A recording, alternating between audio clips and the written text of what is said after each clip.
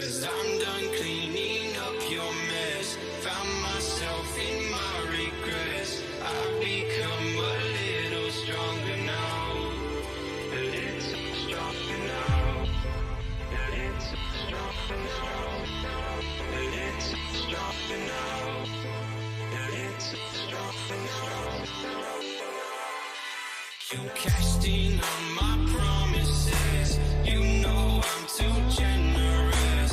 Now I've learned to never help you out. 'Cause I'm done cleaning up your mess. Found myself in my regrets. I've become a little stronger now. A little stronger now.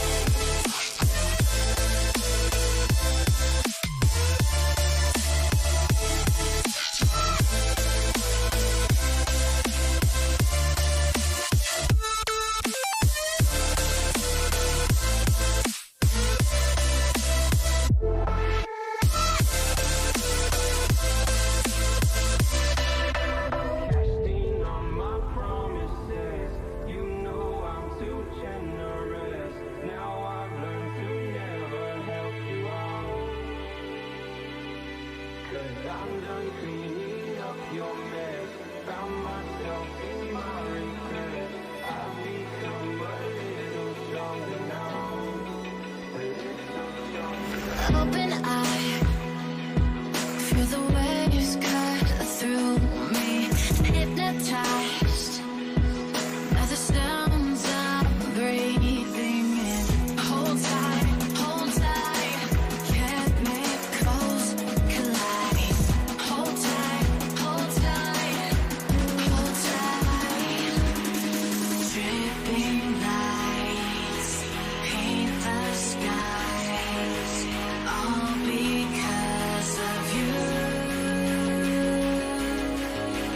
Dripping lights paint the skies, only you can make me move. Can make me move. Can make me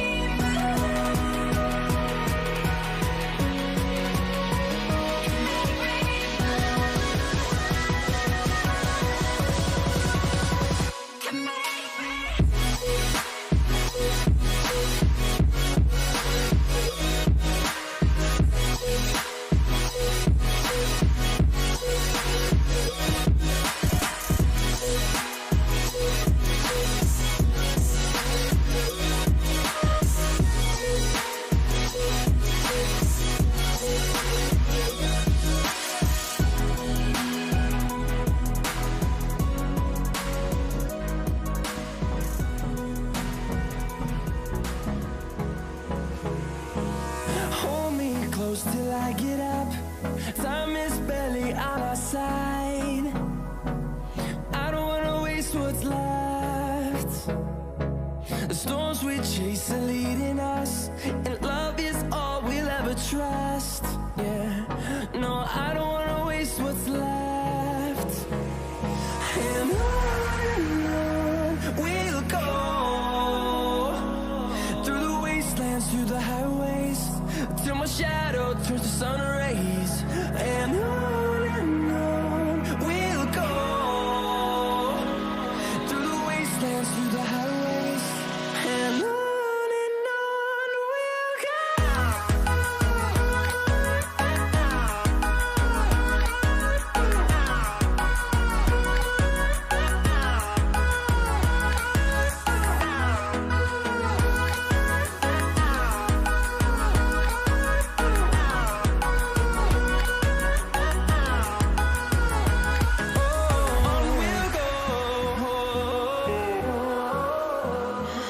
What does perfect even mean? Is there even such a thing? Ooh, can we switch up all the rules and imagine a utopia? Darling, I'm just so fed up with these expectations. They keep weighing me down.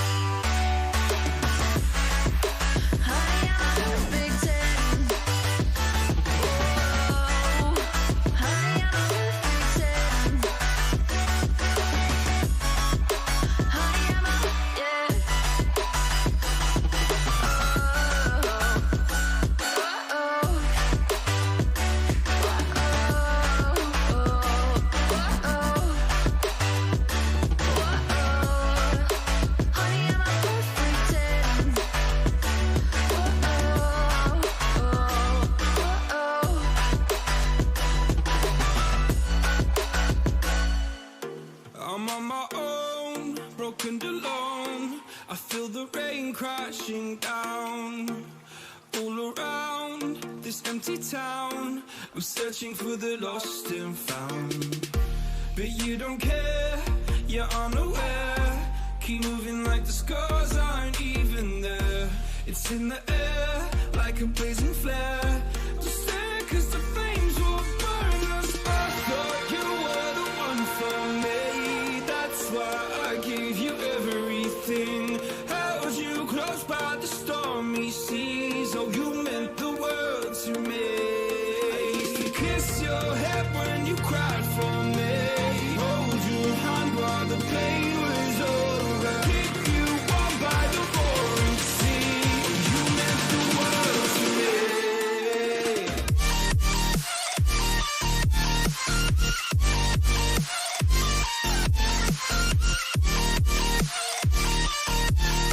Oh, you meant the world to me.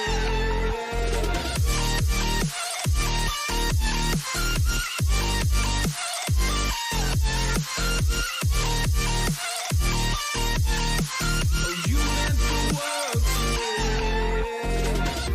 My darling dear, you're never here.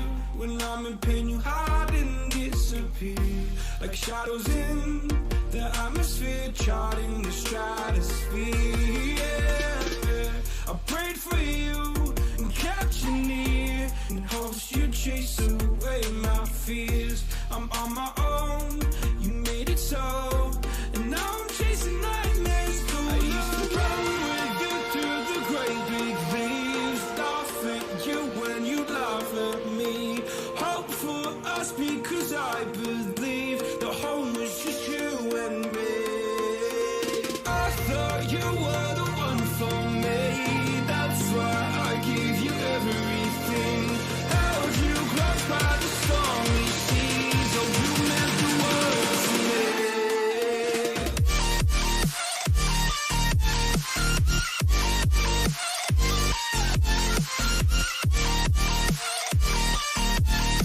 Oh, you meant the world to me.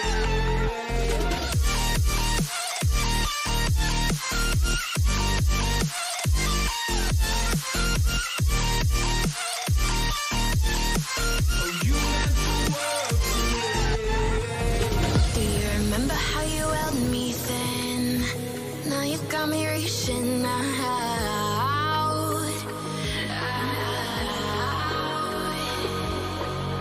And do you see you got me falling in more times than I can get out.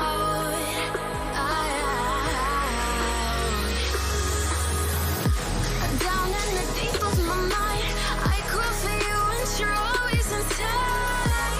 Down in the deep of my mind, how long do I got to keep you, to keep you? Down in the deep of my mind, I crawl for you and you're always inside. Down in the deep of my mind, trying so hard not to keep you, to keep you.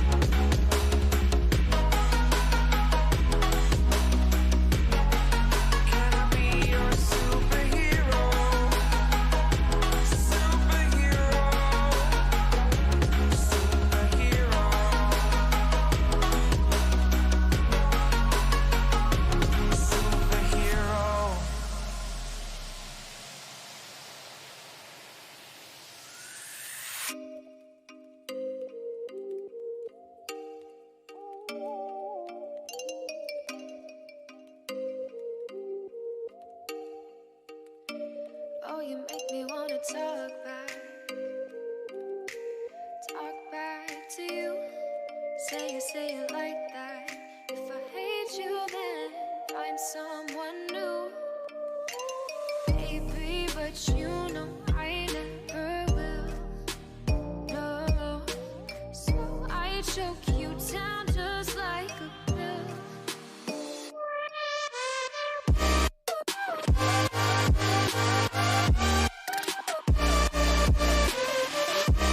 Oh yeah. Take you like a pill.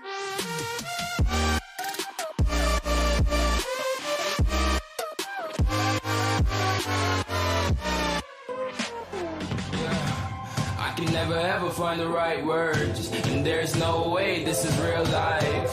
There's no telling you're the right girl, so I can only say that it feels right. It feels right, it feels right, yeah. I can only say that it feels right. It feels right, it feels right, yeah. I can only say that it feels right.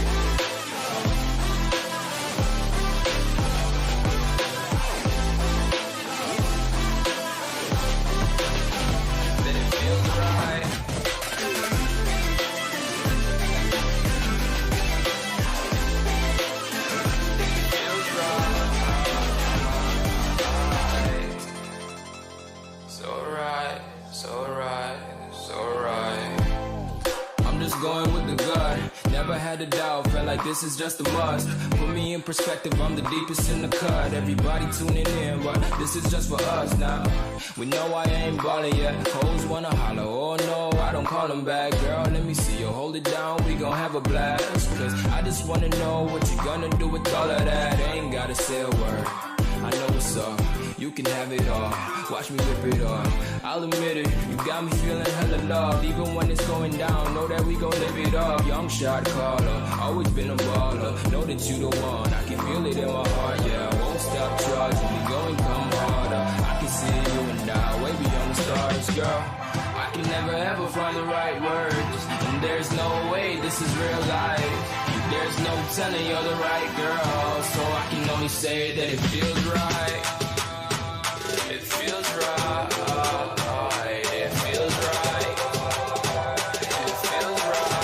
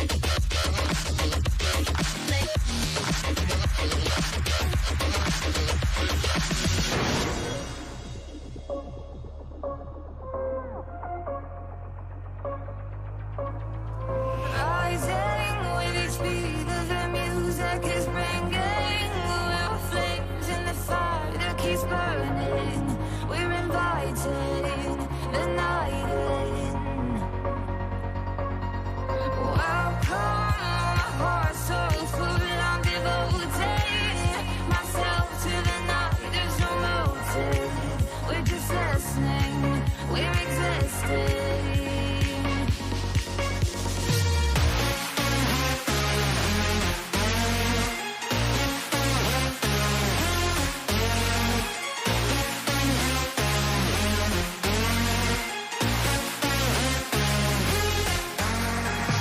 We stay when the music plays and lights drop low and the people sway.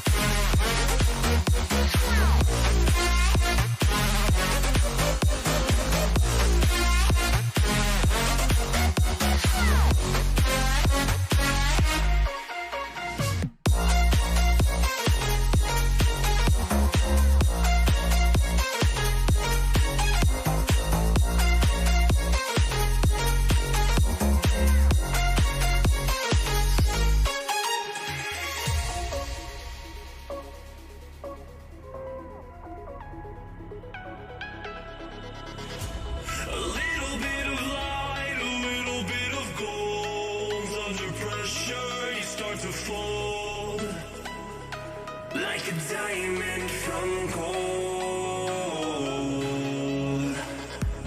Maybe you are something I cannot define.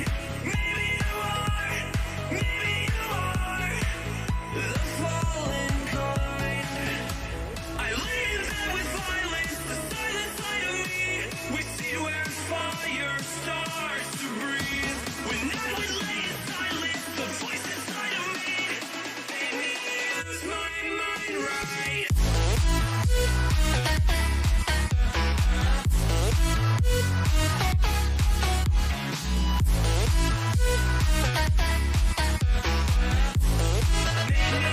Use my mind right.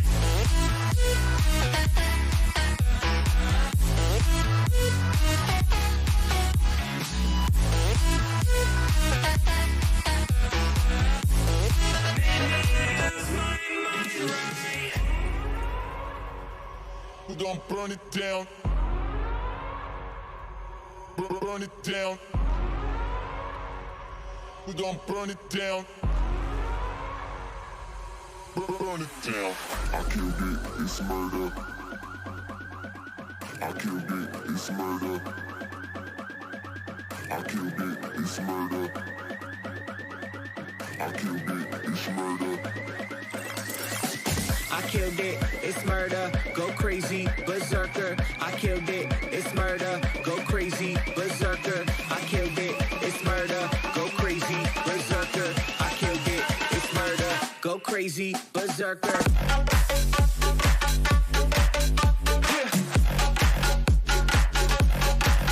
Show them.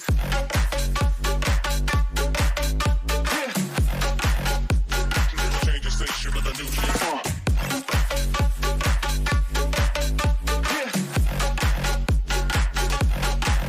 Show them.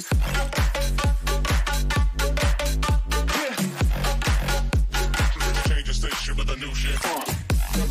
Change the station. Change the station. Change the station with a new shit. With a new shit. Change the station. Change the station. Change the station with a new shit. With a new shit.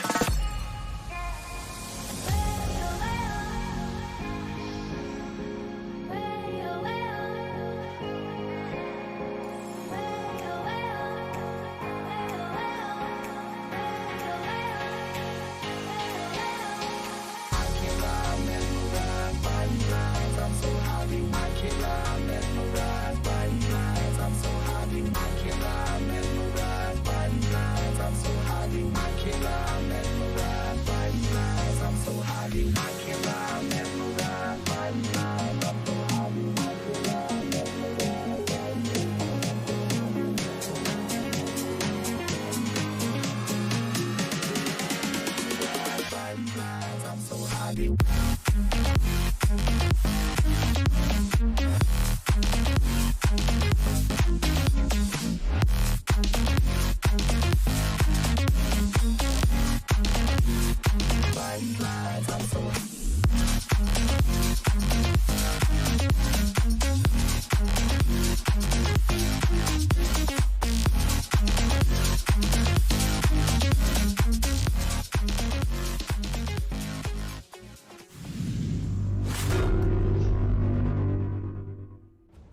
Coming towards EP. T crossing EP. Надо ликвидов пытаться, слышь? 2-2, парни, ликвидов, не бойтесь. Хае, флешка. Кинем тоже хае. Play slow. Справа видно, Квиз, аккуратно.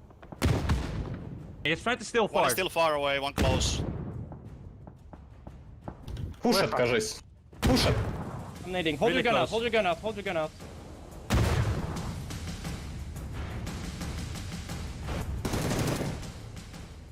That's far away. Бери машину и едь на тройку.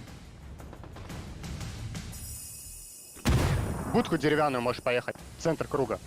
Тут не вариант, надо уезжать прямо сейчас, пока машина жива.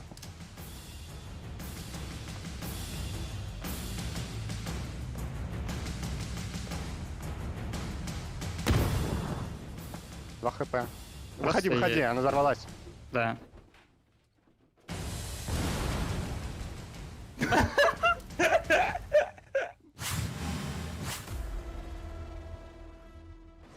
I'm letting them inside. I'm holding like the inside door, if you know what I mean.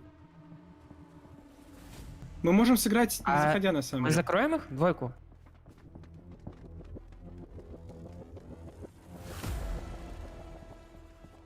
Да есть двое! В уборе! Одного на... Еще! Там же. He's low on the left side. Holding right door now. Flashing. I'm blind. Просто в зале фуллом. Я не могу идти. Я иду. Какой коп? Мне хая дали. У меня ног, он full флэш. He's right, right. Can we push him? Мог нокнет сейчас. Ты один будешь ваннер. Middle. Come middle, come. Он красный, 1 хп у него.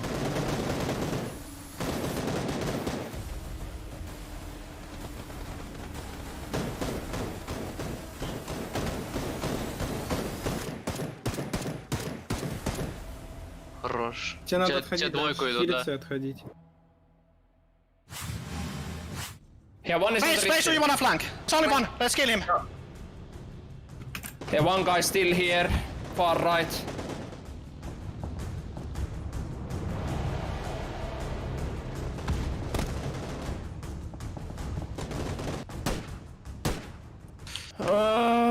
They're gonna push you now.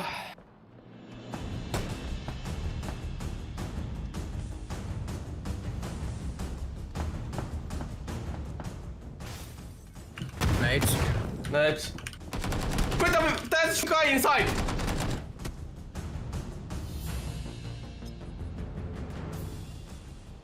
He's not full HP, he didn't heal yet. He's full enough. Медленно, пацаны, медленно. Без риска. Хорошо, двое. Семерки есть? Он внутри. You need to go pick them. Team. Он в этой штуке. Он в этой промежности. Внутри, аккуратно. Убил его.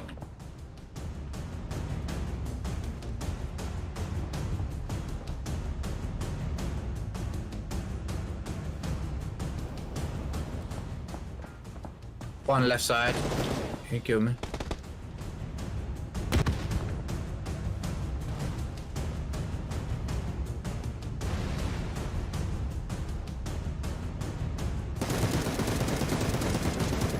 На метке.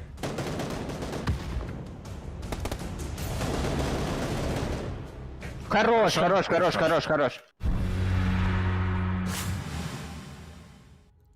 Hello there, ladies and gentlemen, and welcome. We are back for PCS3 EU, and it's our final couple of days here to determine who is going to be our champion here in Europe. Now, we've already crowned a few champions around the world, so congratulations to them. We had Sonics, I do believe, as well, Multi-Circle Gaming, so great stuff across the board here, not only in North America, but also in Asia. I've got Avenger and Froz with me. It's Team AFK, as always, here, bringing you the breakdowns for Europe. Avenger, good to be back here for our final 2 days of Europe.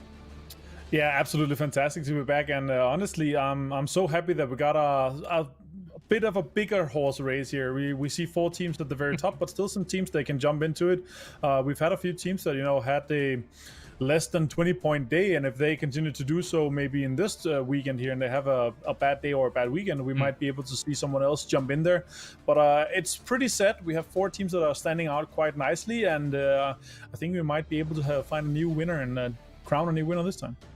Yeah, for sure. Maybe somebody doesn't get pipped at the post. A la Entus, Froz. I'm so sad. I just...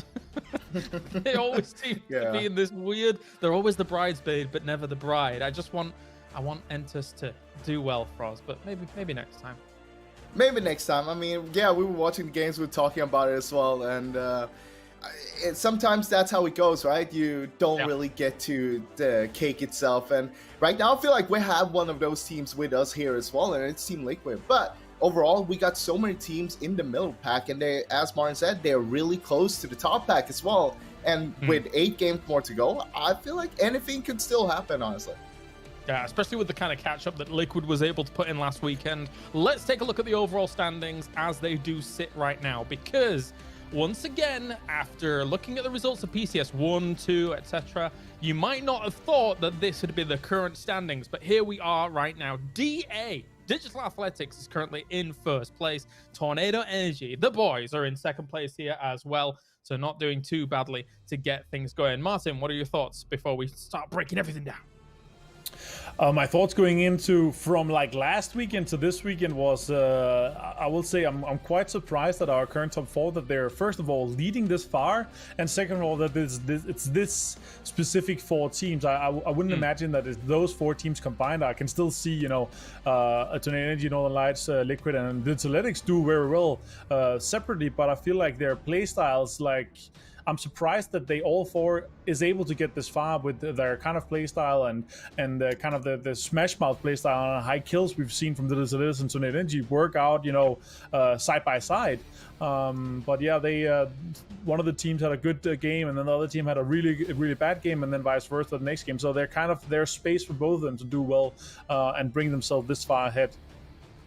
Yeah, of course, when you look at how things sit for the top 4 compared to the rest here, Froz, is there anything that you kind of attribute that gap to here when it comes to PCS3? Because it's quite evident that they've been doing exceptionally well here relative to some of the other teams so far. Yeah, coming into PCS3, I feel like we have a little bit of a difference in terms of playstyle compared to what we used to have.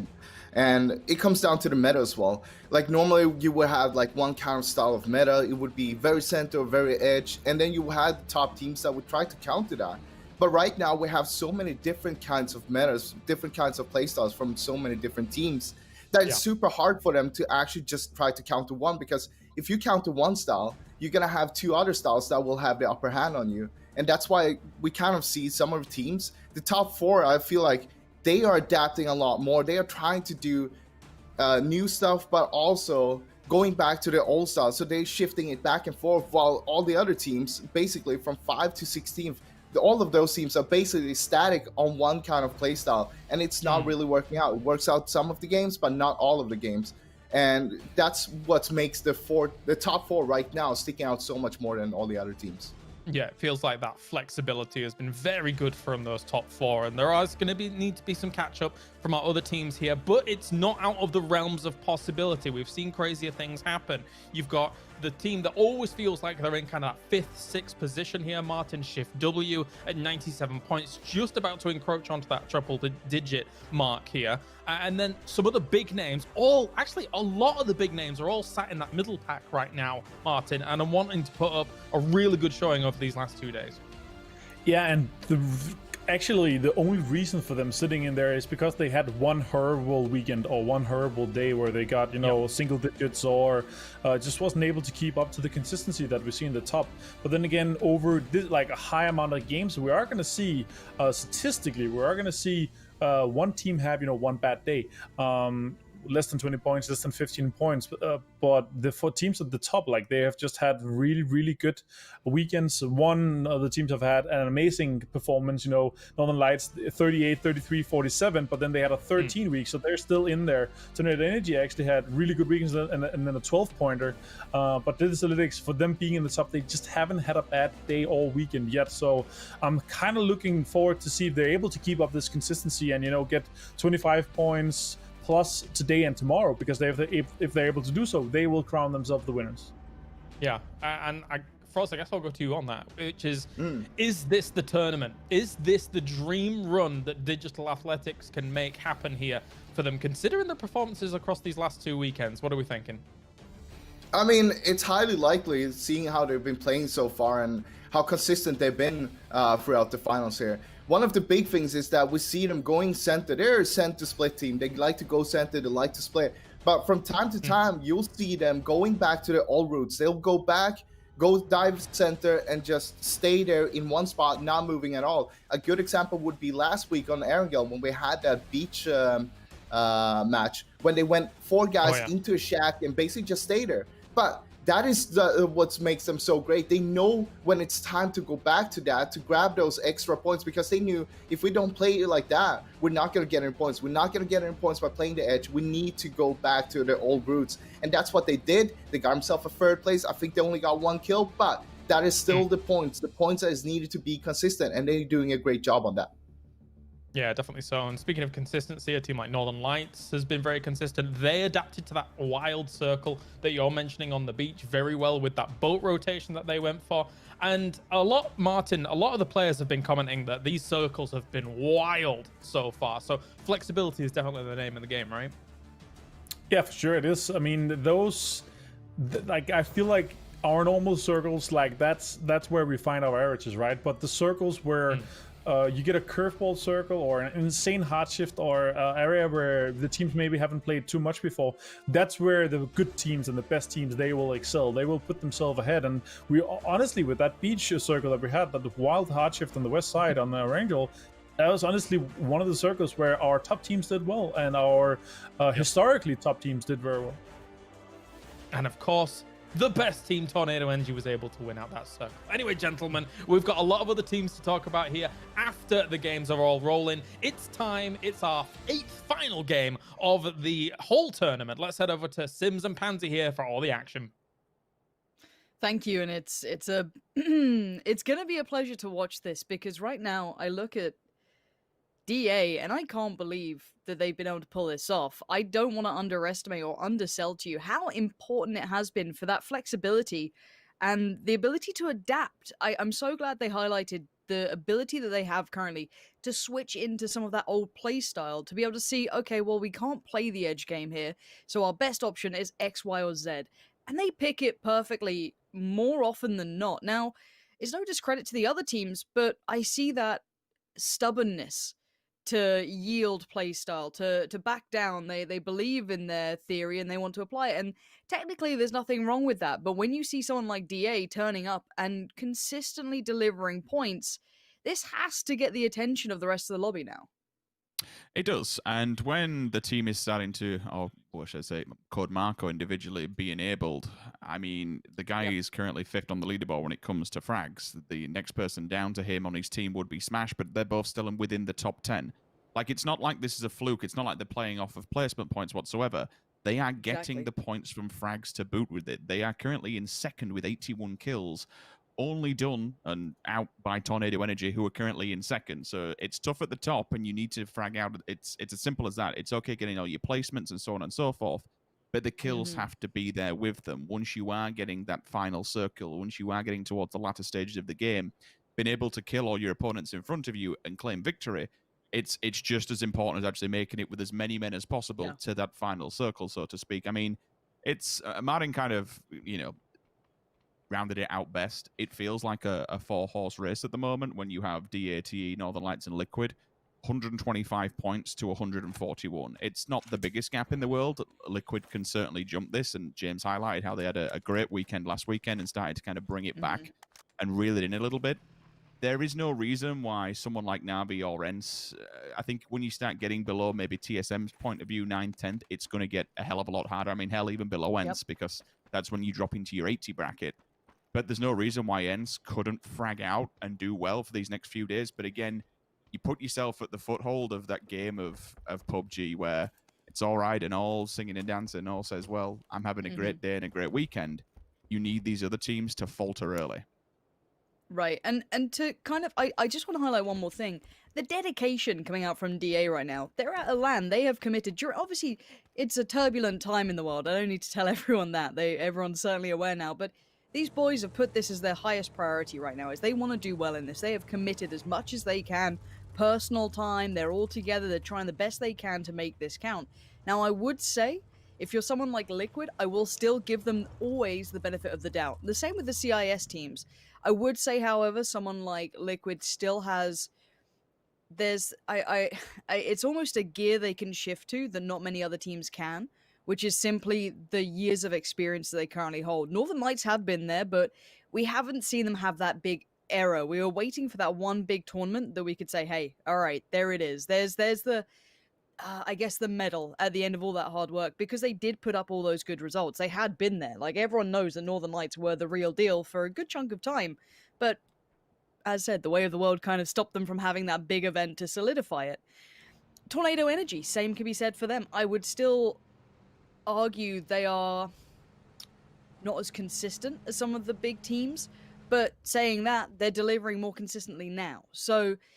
things have changed. This is certainly going to be a big shifting moment for some of these teams. The likes of Na'Vi, obviously hailed as some of the best in the CIS region, have struggled a bit here. Yes, you could see that for the last couple of weekends they pulled themselves back a little bit, but they've certainly not been the Na'Vi of old. We saw a glimpse of it. We saw that game that came out and we were like, oh, hold on, what if we get a little bit of that? And Senya going to get a little bit of shooting done very early on with that Scar, but nothing to come from it. And that's going to be WS on the move. So, again, to me, it's... do we see Liquid lean back into the we can handle any pressure? We don't falter under this sort of pressure. We hold our nerve. Do we see DA, that kind of plucky upstart that, you know, we've seen the best and the worst of? There's no disputing it. DA found it hard to apply their style to the game for a while, but now it's clicked. It all makes sense to us. And, you know, the DA lull is more endearing than anything. It's more of a cheer than mockery. These guys have worked it out and it's proven the point. Or do we see the resurgence of those newer CIS teams that everyone loves to see? The great in-game leadership maybe of Northern Lights, Batulins pulling the boys to those brilliant positions and rotations, or maybe Tornado Energy just fragging out, looking impervious to any team. Again, with all that said though, this circle kind of lining up with Los Leones, I'd say center point-ish. So look, all the rotates are starting to come through. People are starting to transition to the initial circle. We can touch on the circle, and honestly, Lauren, if any action kicks off at all, just feel free to take it away and run with it. I just kind of want to round off something you were mentioning then about Team Liquid, about how they ever so slightly differentiate from the other teams that are up there within the top 4. When you look at how turbulent things have been for Northern Lights, for Tornado Energy, for DA, I mean, hell, they even won in the last competition. They didn't qualify for the last PCS. We've had 10th positions, we've had 11 positions, we've had very instability amongst those other rosters. With Liquid, it's been 7th, into 5th, into 2nd. Like, they keep getting better. And the only way next is... yeah, I mean, the next place to advance further is winning this whole thing. Like, the consistency of this roster, granted it may have had team changes here and there, but still, the consistency has been there. They may have not won one yet. But by God, they are such a phenomenally strong team. And again, could this be it? Could be this the you know, rounding out 2020 with raising the trophy? Time will tell. Right. Yeah, you're spot on. It is going to be that proof's in the pudding, right? We can all expect things. I know everyone's made their choices noted with the points going on and their predictions. I love that PUBG supporting the community and giving you guys a further reason to watch, and I love still seeing those same old names in chat as well. You guys support whether or not there are skins to be won, but it's good to see some new faces. However, the bystanders going to get their first bit of action going on there over in the northwestern side of Los Leones, just going to be keeping control of this. We know this, I guess, way back when as kind of Shift W's territory. If you want to look at kind of Chris and Brexico, they love that sort of area. They certainly look comfortable in it. However, beyond that, we look at the teams on the outskirts. Your Na'Vis, your Sauna Boys, your Tornado Energies, and your WS, slowly working their way in. And I think this does become a discussion as well of how well do those edge teams do? Because we have seen that edge of the circle just flush with teams constantly. There's so many teams now holding onto that edge game and trying to play it out, which, hey, it's proven how well it can work. But we've also seen the teams who can adapt and also weigh up, okay, this isn't our best option, maybe doing better. So I'm curious to see how teams approach this now. Regardless where this circle goes, if you are playing edge at the moment, I mean, T, you're going to be in a bit of dire straits if it does swing all the way onto the eastern side. But with a circle like this, when you have Los Leones smack bang in the middle, you have to remember that to the right-hand side of Los Leones, you have this hillside, this cliff face that encapsulates actually what the ends players that are on your screen now are kind of running on the top of, more towards the north. ETG are down below them as well.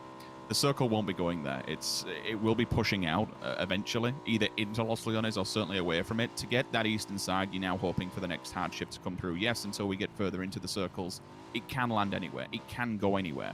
But certainly you now need to be setting yourself up for those hardship. Have an emergency backup plan in place.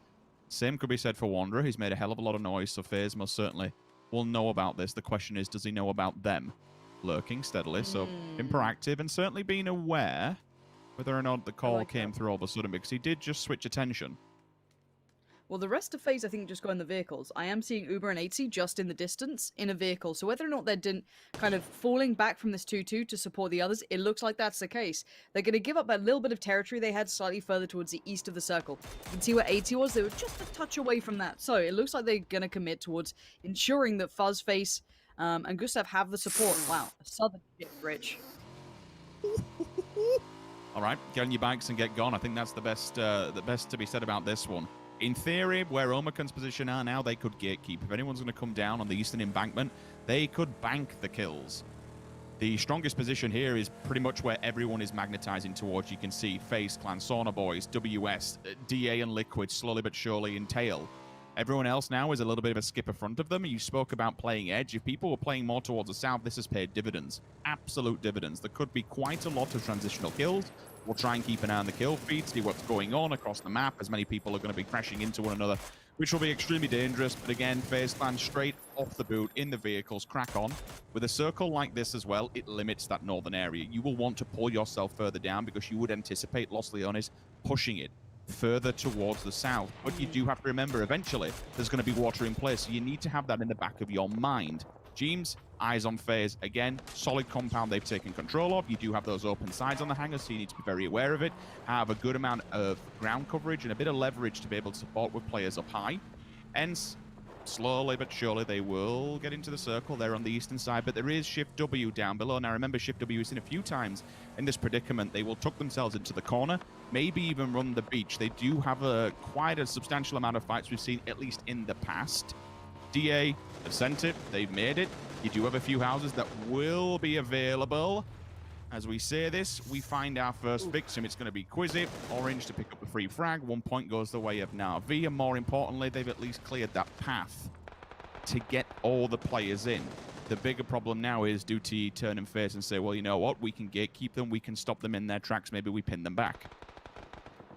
Yeah, we have to see if they decide to fight back. I think for Tornado Energy, sometimes it's cut the losses and move on. Sadly, that is going to be the case, it feels like, as they have a good lean to a more centralized position. Hence here, the Finns working their way through as well. They'll be heading a little bit further south, it seems, just kind of tickling along, moving past the likes of ETG. Nothing too much. Diggory could be in trouble if he gets complacent with where he pulls up, but I doubt he would. He'd try and move into the best cover he can to keep the vehicle safe and then look for some cover himself. It's all about survivability and sustainability at this point. The teams have gotten so good at the ability to stay alive. They know exactly how to play these rotations. We don't have the same old scraps. It's a very different game. You know, we get to late circles where they'll play the percentages pretty well to keep themselves safe. Speaking of that, though, TSM getting a little curious towards the bystanders, who are in quite the large 2-2 split. Now, luckily for the bystanders, this compound has that little bit of flat terrain in front of it where you can keep some good eye of watch, which is exactly what Hjord's doing. A good enough tag on Vard should keep him at least at bay. Now, Fex did seem to kind of adjust as well. They're not really committing, it feels like. But the fight that could potentially open up on your screen in front of you, ENCE versus Shift W, would be imperative and rather important. With this circle and how it plays towards the northern side, you have like a diamond area. I'll highlight it once we move towards the map, but it's basically on the southern side of Los Leones, where I think it's currently Redline are going to be situated. Up from them, it's ETG, so you can just see above Redline, you have like that diamond encapsulated area. I wouldn't anticipate this going the way of ENCE unless you got an extreme hard shift. That's why everyone's moved more towards the western side, and the circle does follow. So for ENCE now, they have the fight of their life. Shift W, Omicron, ETG behind them. The question is who moves first.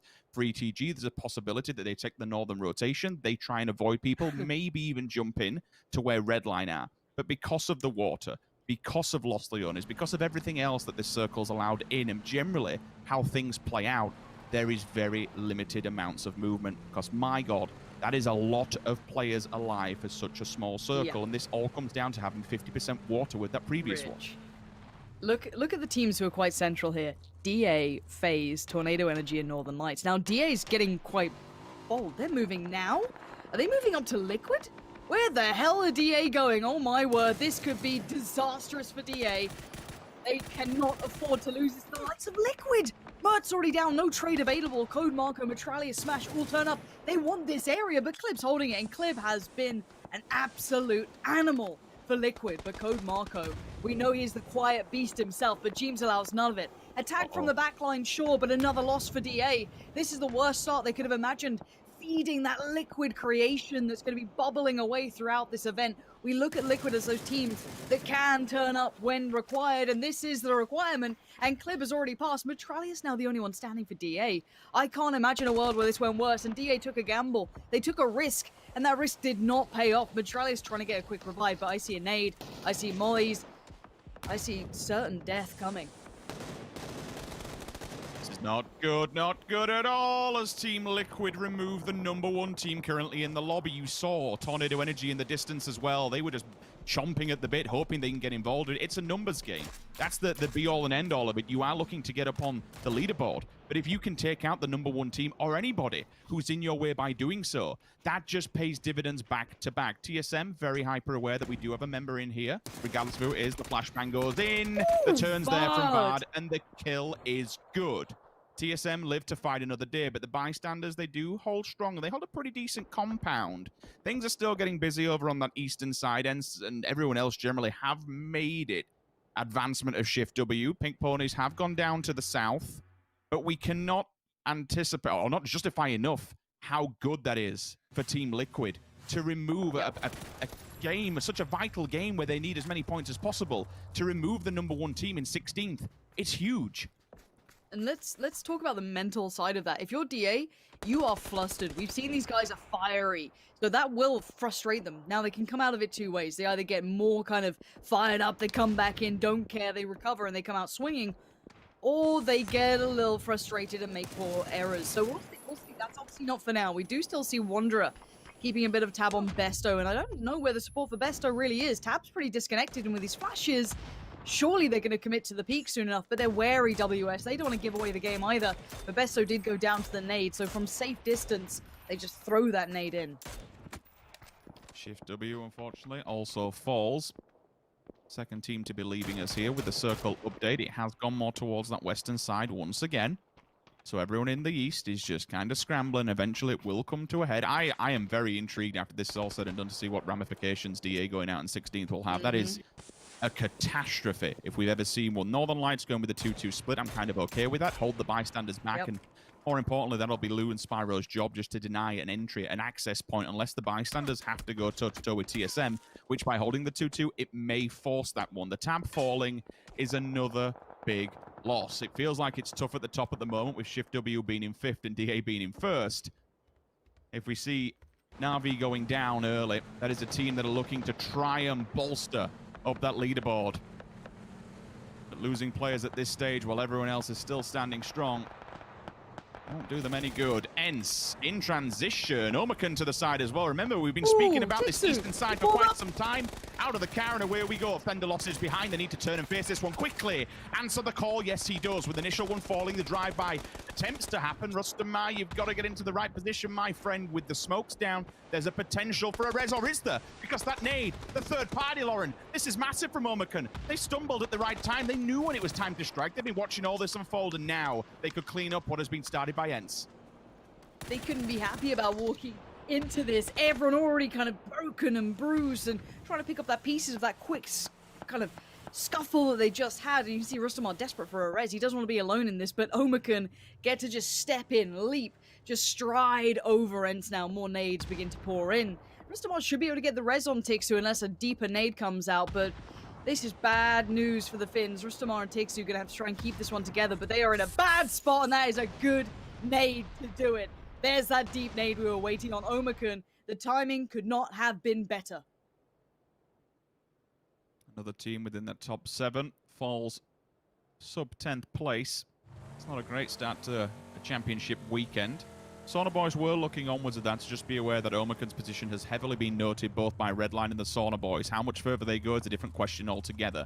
They will have to fight through that open side, and it's very open, very exposed. No real hard terrain or houses to utilize to the best of their ability. TSM will hold towards the north. I don't know if the bystander's position has been noted. You would have to assume so. Depends what Fex is looking towards. If he's still aiming towards that northeast side, then maybe they do not know that they have wrapped low. I'm sure we'll find out with the next circle update. People in dire straits, Pink Ponies could be the next on the chopping block with 3 of them standing, but one of them standing against a 4 versus 1. And thank you very much, observers, for actually pointing towards it. Gerya has to get the hell out of there. The vehicle is a possibility, but, you know, by doing it, you are going to create sound. You are going to at least make note of your position for other players on the map. I'm seeing WS actually finding a place towards Na'Vi. Senya, I believe, is the last player alive for Na'Vi, so that would be another devastating blow for them to go down so early. They try and mount some kind of a comeback. At the moment, though, it seems to be gridlock in the middle with a circle hard shifting towards this position. Again, it's just not been easy for anybody in the East. This is a horrible transition. It has been brutal. This has been a very, very rough circle, as you said. For anyone coming on that eastern side, your Omicrons, your Entses, I guess Redline and Pink Ponies for a little bit as well. Anyone who opted to sit in the east has had to constantly shift and shift and shift and move in and then just kind of compress towards the eastern side of the circle. Liquid get the perfect keys to gatekeep now. Look at their position on the circle. It's phenomenal. For Northern Lights, it's not so bad. They already have Lou across the road. Now, Lou might have to do some heavy lifting to try and ensure some safety for Spyro, Botulins, and Perfectix, but it can be done.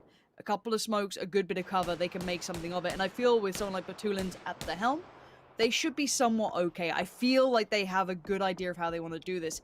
Maybe in their mind, they would have loved to maybe caught bystanders on the way in. You know, expect that crunch and they'll have to now deal with 2 fights. That's something for them to discuss. We do see Omicron, though, still putting in work on the eastern side. They were the downfall of Ents, and they might be the downfall of another bunch of Finns. What do they have against them? T-Bone just laying in the fire, already going to get down. It looks like Misa's on his last legs. He is confirmed. Nice work. 6 kills for Omicron. These guys, if they ever found consistency in the way they frag out, they would be one of the most dangerous teams you'd ever see. Now, Uber getting into the game finally. We do see the bystanders moving up, and it will now be Northern Lights' problem. That's because TSM have left 2 players behind them, so as they tried to leapfrog into the circle, they've been caught off guard. Miraku and Fex are just absolutely bolting into them from behind. All kinds of problems, especially if Northern Lights want to get involved in this themselves. Remember, they do like to play a more passive, I want to say, game, and if they are doing so and just being safety, frags would mean the world to them. And if they can get involved in this in third party and take away some easy kills, then so be it. They'll absolutely love to do that. Omicron, again, it's not going to be the easiest way into this one. Their positions will be noted, especially with the AWM kicking loud and proud. They could have eyes on that. Certainly a warning for anybody else. Could be a warning for Erangel as well, with very little health. He could be walking into the open arms of death. We'll see if it's Sweet Embrace to pick him up. Yes, it does. 12th position. Uber kicks off onto him, picks up another one. Ibi onto Page, finds him. TSM have found another one. Pink Pony has gone down. Sauna Boys outside, and again, still lingering and lurking, throwing the nades a little bit too early, which may give away the position had it not been noted before, but we'd have to assume so. Redline, they have to commit to the smoke wall. All the utility is being used. And again, Lauren, you said maybe it's time for Liquid to capitalize and pick up some frags as people try to get into this one. James is up front and he's ready to receive this, but Omicron are there as well. It's a 3-way battle. And I don't want to go anywhere near Omicron if I'm any of these teams. Redline's brave enough, but that's about it. The rest of Liquid now have to deal with their loss. They're down to 3, but they can still hold this. They're still in the better position. Keep in mind, Redline and Omicron are just in this new circle. Liquid are a little bit deeper further forward, so Marv, QBE, Naileup, they are all working against it. Naileup barely picked up in time. Vazku out on the horizon, the only one alive, if I'm not mistaken, for the Omicron side. Nade comes in from Mexi. The timing could not have been better. Wow. Imperative moment for Liquid. Now they can quickly deal with Omicron, and that's exactly what they want to do. I love this idea from Liquid. The fast handling of one allows time now to deal with Omicron in a safe manner because they deserve to be treated with respect. These boys already popped off, but now they're going to be put in the ground. Gemty and Vazku fall. Liquid controlling the East. How many kills are Liquid up to now? Because these guys have now found form several times over. It's as simple as that. Send 2 up front to deal with it. Leave 1 back to give them information. It's job done. Bye-bye Omicron. Liquid continues with 3. Losing Jeems.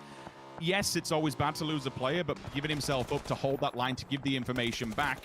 The bystanders, they've been stuck between a rock and a hard place for quite some time. Unfortunately, they do die, but they at least make it into the top 10, so it's better than nothing. But Tooling steals that one away. Now, we spoke about Northern Lights. They've been quite quiet, but this is the style. This is the game that they like to do. The problem is that they left it a little bit too late.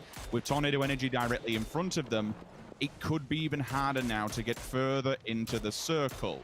FaZe Clan does have form. They got 5 on the board. Let's not forget about these guys. They are still one of the world's best for a goddamn reason. You know, I know they've not had it best so far throughout this competition, but they could still ruin other people's chances of making it to that top spot. TSM flashes, they clear. Now, the question is for TSM, if they hit Tornado Energy first, is this when the Northern Lights strike? Is this when it's their go time, so to speak? And maybe they accidentally and inadvertently give them a better position, a better opportunity to capitalize upon that. Oh, Vex already. Nice work towards Mexi. Looking at Iroh, though, he's got a really good beeline towards the likes of Clib. And who is the other player left alive with him? I actually can't remember who it was at this point. Couldn't quite see as they were over the top. I think it's Ibby, if I'm not mistaken. So again, those two might be the last standing bastion of hope for Liquid here. They are the only 2 who can make it count. As the flush does come in, that's going to be going FaZe's way. Liquid are up in second, but with 2 remaining. And a lot of points still between them and DA, but hey, these are one of those games where magic can absolutely happen for them. But the gear, they did manage to get a good couple of boxes off that last fight, so hopefully they'll be able to replenish the supplies, get that going for themselves as Vex, the murderous man, going to be moving in on that northern side. Careful of Tornado Energy, who are quietly keeping themselves in this. Keep in mind, Northern Lights, Tornado Energy are still very much alive. 3rd and 4th, waiting patiently for that circle to constrict just that touch further.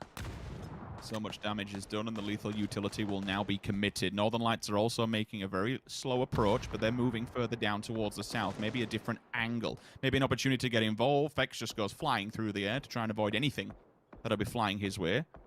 They're not quite in the circle just yet. Still a distance off. Clib's trying to keep EB on his feet as much as humanly possible, and that's because FaZe Clan just have a very, very nasty angle on them. I mean, hell, look at the field in front of them. There's nowhere to go. There is an opportunity to maybe grab a vehicle and just try and full-blown DA it, but who knows? The nades could be flying underneath this vehicle. You can get it right between the middle of it, between the back of the truck and the trailer. Wanderer going down will distract FaZe all but a moment and move them towards the WS side, which could be breathing room that Team Liquid needed. Maxi just goes for a bit more of a position. I spoke about the vehicle and maybe putting it to good use. If Liquid do get in the side of the center of the circle before anybody else, it could be the opportunity that they needed. Oh, Ibby's just blazing it. They do go down. It's full space that finds them both. Melman then instantly opens up back onto FaZe Clan. The Northern Lights, it's time to get in, and WS repositioning will send them toe-to-toe. All right. Northern Lights, you better have a strong ending to this, because we've seen FaZe turn up, Liquid turn up, DA had a bit of a mare, but Omicron fragging out so many teams already looking pretty tasty. 2 kills and a quiet end. I don't think that's going to cut it right now. We need Northern Lights to be loud about this one, and WS will be the first port of call. Nade goes towards Maxi, but the molly came back, and bear in mind that smoke is thick enough to make it hard to see just the very edges of that smoke burning. There's already Northern Lights moving further forward. That CIS roster, my god, these guys, when they hit their form, they are unbearably good to watch. WS going to swing on towards the outskirts, trying to move up, off string, trying to use that smoke to maybe help him get slightly further forward, but you can see that utility flashes thrown, everything being thrown at WS, but they're not dying, they're staying alive. Northern Lights realize they have to deal and tackle this problem head on. The smokes are up to deny any shots coming in from Tornado Energy, and that's why they have to take WS down, and they have to do it quick. Once those smokes dissipate, they're going to be well and truly open and exposed on the battlefield. The first knocks come through, it's time to push. You have to deal with this now. Perfectix going in, nade in hand, pins are pulled, and out we go. The bombardment will continue. If they get both of these players, it's great. It's TSM, excuse me, that actually faltered, then that actually fall towards TE. Remember now, TE will get themselves back on the feet and then focus onto the Northern Lights, so they have to be quick about this one. Where are FaZe going? I want to see what happens with FaZe and Northern Lights here, because for Northern Lights, the bigger fight would be move up towards the... Yes, the better fight for Northern Lights is to disconnect, move up north. They know the Tornado Energy is battered and broken from that last fight. However, if the win streak are going to be a pain, they will not let them get across. So, for Northern Lights, I'd say if they could live at the foothills of Tornado Energy, lock them out, that would have been great. But I think they've lost the timing on that. Now they're kind of stuck in no man's land with the lack of ability to close out on WS, who do have to move. FaZe in a similar scenario, though. How do you move up in an open field? There is no cover here. You still have Senya alive. Na'Vi have kept hold of him for a very long time. Just about keeping his head in this one. Tornado Energy back up to 3, I believe. Yes, Alia's still there. Melman's there. Example's still there. Northern Lights do maintain 4, as do FaZe, so some big squads left at the end here. FaZe still have vehicles. That is actually a very big factor. It's mobile cover that they can suddenly put into place. However, with the blue constricting, they need to be very cautious step by step. Same can be said for Tornado Energy. They've got to leave some of this compound. There's this saving grace right now of these fights. They're actually opening up onto one another. Everyone's just ignoring FaZe, but you ignore FaZe and they will backbuild and they will just creep upon you like a ghost. You'll have no idea once it appears. Oh, the blue is going to force this one. T have got to actually run. Look at how damaging it's done to Alia. Out in the blue themselves, Fuzz faces POV. Eventually, they can at least teeter in, so they are on the edge. You spoke about that mobile cover. It's still with them for now. All the smokes are going up in the world. T are just holding on for dear life. T might even hope that WS eliminates or at least does damage to the Northern Lights, and then they can strike. FaZe, it's just picky poison. Who do you want to fight? Which way is it going to go? At the moment, they are moving more towards that northern side. Senya will eventually come out, and I wonder if he is a pain in the ass for somebody. Even one frag onto a team, one knock, would be just detrimental. There it is. There's the first one. It's going to be Senya doing well. Finds Kemba, flushes as well. WS getting absolutely battered, but look at Tornado Energy. They've lent towards Northern Lights. They're going to peek that ridge. FaZe have the cross, though. FaZe going to move forward in the slightly less focused side. Tornado Energy now getting the attention. But they find Fuzzface. Example, are you kidding me? A quick trade out, though. Alia goes down for Spyro. He's going to get that M4 in the right place at the right time, leaving Melman the only one alive. Northern Lights now moving up, sweeping through the fields, trying to eliminate. Where are they? Are they by the smokes? They're going to hear these shots. They're going to see those bullets. 8C going to flush Example. A last-ditch attempt comes in, and it did find Uber, but at the cost of his life, Tornado Energy are down. Bear in mind, Senya is still alive. Na'Vi have made it to the top 3. FaZe are down to 2 standing, and Perfectix has cover. It's 8C in the middle of a field, just gun in his hand, holding on as best he can, hits the deck, also gets knocked, lose their Northern Lights might have just pulled this out of the bag, and they had no right to do so. They had 2 teams on him, but they're still fragging. But Gustav has found one. He tries to flush, can't get it, and now gets noted in the bush, sprayed in wildly by Perfectix. Goodbye, FaZe. Hello, Northern Lights against the last man standing, and it will be Northern Lights with a great ending to that game. I said they could not win this quietly, and they didn't. They turned up in that last circle. Those last couple of moments there, I think 10 kills? That is wildly impressive. They had 2. By the time they were on that kind of western side with, Tornado Energy above them, that little scrap with WS, they had about 2 kills. Didn't do much mid-game, but they played that perfect style of, okay, keep your head down, let's get to that final circle and go off. And my God, did they. There was a point at that game where all top 4 teams were literally within 8 points of one another. Like, if that doesn't tell you the story of how this weekend's going to go, I don't know. A 20-point game to open it up for the Northern Lights is ridiculous. With DA going down in 16th, honestly, this could open it up for some more teams to actually make a bit of an entry point into that top 4. This is going to be a very, very sick weekend. Yeah, let's go back to the boys to break that down, because there is a lot to be said. Absolutely. What a fiery start. Thank you very much. We are back to break things down here from this game. A great win by Northern Lights, obviously getting themselves the victory there. However, Martin, Froz joining me. I'll start with yourself, Martin, because there was a lot of big performances in this first game, which is going to make things even more heated up towards the top. Yeah, indeed. Like Northern Lights here, 20 points. Tornado Energy as well in the top 4. We have Team Liquid got what 9 kills and a 7th. Yeah. Not so many placement points, but still a lot of kills, right? So overall, crazy performances from start here, and Northern Lights is going to put themselves in a very nice position here with 7 games to go. I would say this is going to be the kind of moral boost that is going to be super scary for all teams. Also, Senya managing to get a 2nd place, that was a super clutch from him. He was alone from like 30 plus people alive, with 12 left alive, I believe, or 12 teams left alive. So fantastic salvage game for him. So well played from him as well. Nice nades coming out from T-Bone here. Yeah, Omicron doing pretty darn well themselves in terms of the kills coming in too. And Froz, when you look at this, and speaking from the start of the game, even from the very word go, when you are Team Liquid and you get that first knock on DA, these teams always clashing with one another, it's all guns blazing at that point. You want to take them out.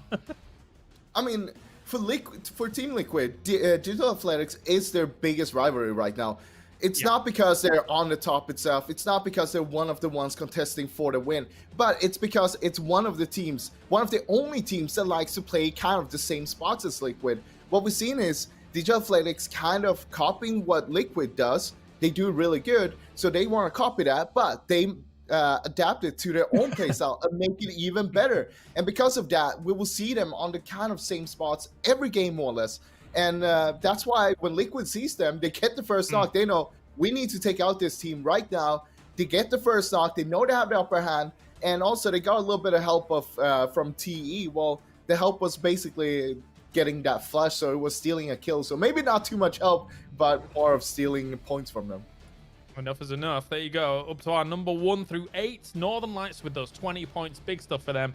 11 kills going FaZe's way. They were playing the box formation style that Froz also loves. And then we've got Team Liquid with 10 points. Tornado Energy with 9. But all of these top teams really vying for points, as well as some of the teams catching up here, Martin, getting a lot from this game. So it's the perfect way to start our weekend.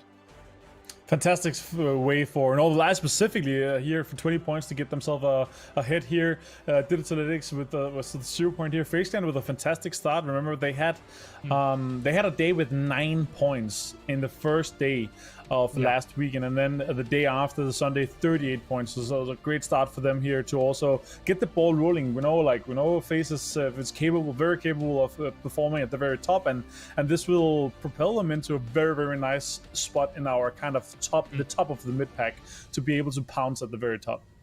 And of course, when you look at those final circles here, Froz, yes, for the most part in this kind of rocky, mountainous terrain, there's a lot of cover, a lot of divots and dips that you can actually use as shelter. But some of those last circles, centering on that field, were just, it's almost trolling at that point, where you've got all these other locations where you could have cover. But unfortunately for these guys towards the end, there's really not that much to work with. I mean, that was also the saving grace for Senya, I feel like, because being the last man up with Navi means that he needs to be snaking. And this was like the perfect scenario. When you have 4-man teams up, that means that they are going to be easier to spot, not just for Senya himself, but for other teams as well. And they're going to try to go for those teams. Meanwhile, Senya keep himself pretty stealthy, trying to get in towards the end there. And of course, he get them 2nd place with 2 kills. And that is more than enough for them to be able to catch themselves up and keep on track and being in the middle pack. Yeah, very, very nice indeed. Here are the damage numbers coming in. As always, Uber able to take the number 1 spot. I say as always, as very frequently, Uber takes the number 1 spot. And from here, we can actually take a little bit of a closer breakdown and look at how some things are working out in this game number 1, Martin. So if it's you or if it's Froz, what we we can start with Froz here. He wants to point out something here. We'll just play the map at a good speed here. So normally, from previous PCSs and so on, we usually see the circle pretty much centering up on the map, but in PCS3 here, we had a lot of hardship on the first circle. This is a great example. This has caused Team Liquid to not always being able to go to the center like they want to, but we do see them this time going a little bit more center, but again, they have adapted. They're not going with their old playstyle. You can see them, they're going to do a split, but later on they're going to go into the dip and play from dip instead of playing in a compound itself. Normally you would see them going to compounds, do the splits, and hold a compound down. This is one of the great adaptment from the finals here that we saw them do that had made them stand out from all the other teams and being in one of the top spots currently. And they played so well as well. They know that DA is one of the teams that will try to send it to the center. So when the second circle pops and DA actually comes to them, they are most likely prepared for DA to actually crash towards them, and knowing that, okay, when DA comes, we just need to be ready and we're going to be taking them out. And that's what you want to see. You want to see the teams adapting. Team Liquid has done a phenomenal job on this, and it's just such a great thing to see game after game after game, how they just keep on evolving. Yeah, you can see Team Liquid in the middle position there. DA eventually will have to move from where they're at in this little compound area, which wasn't very well locked down, Martin. And once this clash comes, Team Liquid, as previously mentioned, super ready to deal with it. It feels like DA almost kind of got crunched in a position where they felt like their spot where Senya currently is just was not enough to make the winning play. It turns out that that was a good spot at the end, but you can't have that hindsight, I suppose. No, for sure not. But still, they managed to get so many kills from it, all like from the very beginning as well. You know, 3 kills off from the early times with still 42 alive. Also, FaZe managed to get a lot of kills and a great position. Starting, of course, from this here. Like I'm very sure that they're happy that they didn't try to get to Monster here, starting in this specific, making it a somewhat a home turf circle for them, enabling them to get into a really good spot here in the mid game, then getting into late game with a lot of people, 4 people alive with a lot of kills, managed to gatekeeping everybody on the east side.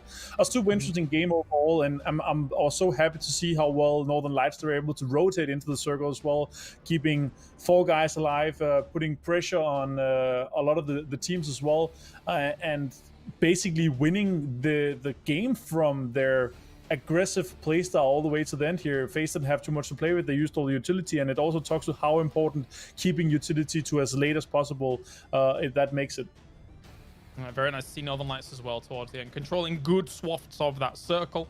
Very nicely done. Thank you very much, gentlemen. Nice little new addition to what we're able to bring you here at PCS3 for Europe. So looking at how this went down, of course, as we previously mentioned, a lot of these top teams got themselves big points to try and push themselves a little bit further. At the top of the standings now, we had a moment in that game where 3 teams were tied at 132 points. Of course, that has moved on slightly from this position now. And we're going to be in a spot here, Froz, when we take a look, that Northern Lights has got themselves a slight lead over those top couple of teams. But DA, Tornado Energy, Team Liquid, still all very close. I mean, everyone is still within striking distance still. And if you look down just a little bit below that as well, look at FaZe. They propelled themselves from a 10th place to a 5th place now. But it's so close in the middle pack. From 5th down to 10th place right now. It's only 9 points between all of them. And that's some big names you have in between there in the middle pack itself. So that is going to be rough. And I feel like if they keep on going like this, if FaZe keeps on going, or another team starts showing up a little bit bigger here, they can catch up to the top teams as well. But that also needs the top teams to not perform like they did in this game. Of course, we saw DA going out first, but that's going to happen. They always fluke out from time to time. Last day we played in PCS here, DA went down on 16th place, 0 points as well. What happened after that? Well, they won the day with 42 points in total after that. So, I mean, they know how to come back strong after a game like that anyway. So I wouldn't be too worried if I'm a DA fan right now. Yeah, for sure. Anybody sub 100 points right now, Martin, I feel like in the last 2 days, there's some huge names there. Could be playing with a devil may care attitude. I can't speak. And to that point, like with that, I feel like some of these guys that are just playing fluidly in that kind of setting might just have massive game after massive game after massive game. I would agree. So like right now, looking at the leaderboard, it's 7 games to go. Like it can very likely look like a 4-horse race here, but still, again, like if you have teams, and also remember the prize pool is vastly different once you get into the top 4, and rapidly changes once you kind of go through the top 4. So the teams that are outside the top 4 currently, they really want to try to get in there. So but still, they need to have like insane games. We're talking 45 plus point days both days, with the other teams having, below 25, 30 points for it to be even achievable to get into the top 4 at that point. So we're looking at 2-3 wins a day, with massive kills as well, for them to be able to catch up here from 5th down to 10th right now. But still a massive change from 10th and up to 5th. Like, do you want to be PCS3 Europe finals 5th, or do you want to be 10th? You obviously want to try to get us as far as possible as well. So our mid pack is super interesting to follow still, and also our 4-horse race in the top. I still want to say, like, I feel like it's still a 4-horse race. Like, it's a good whole day worth of points. They are ahead right now, 36 points from 5th to 4th right now. It is fair. Yeah, it's going to have to be a massive performance from another team to try and join them, never mind take them over here. But Froz, of course, Team Liquid and DA keep on clashing, but there are other teams up there that might just pip them at the post because they're not having to clash with these styles, like Tornado Energy, for example. Yeah, this is a huge opportunity for both Tornado and, of course, NLT, that they're not going to be clashing as much as DA and Liquid. But that's also why that first fight was so important between Liquid and DA, to see who was going to win that one and who's going to keep on pushing for those kind of fights and who's going to be on top of those. But it just remains to see where Circle going to land, how the teams are going to be playing. But I really like what NLT did, though. They were starting to split up again, not going into a group like last week there. Ultra consistent. Will they continue it? It's time here for our final Miramar of the day. Sims and Pansy, bring us the desert. Will do, James. And yeah, I think what Martin said is very true, of that the top 4 does seem quite solidified. I don't want to underestimate, though, FaZe jumping 5 places in this as well. Now, whether or not they can replicate, that's another ordeal, because I think we've been a little bit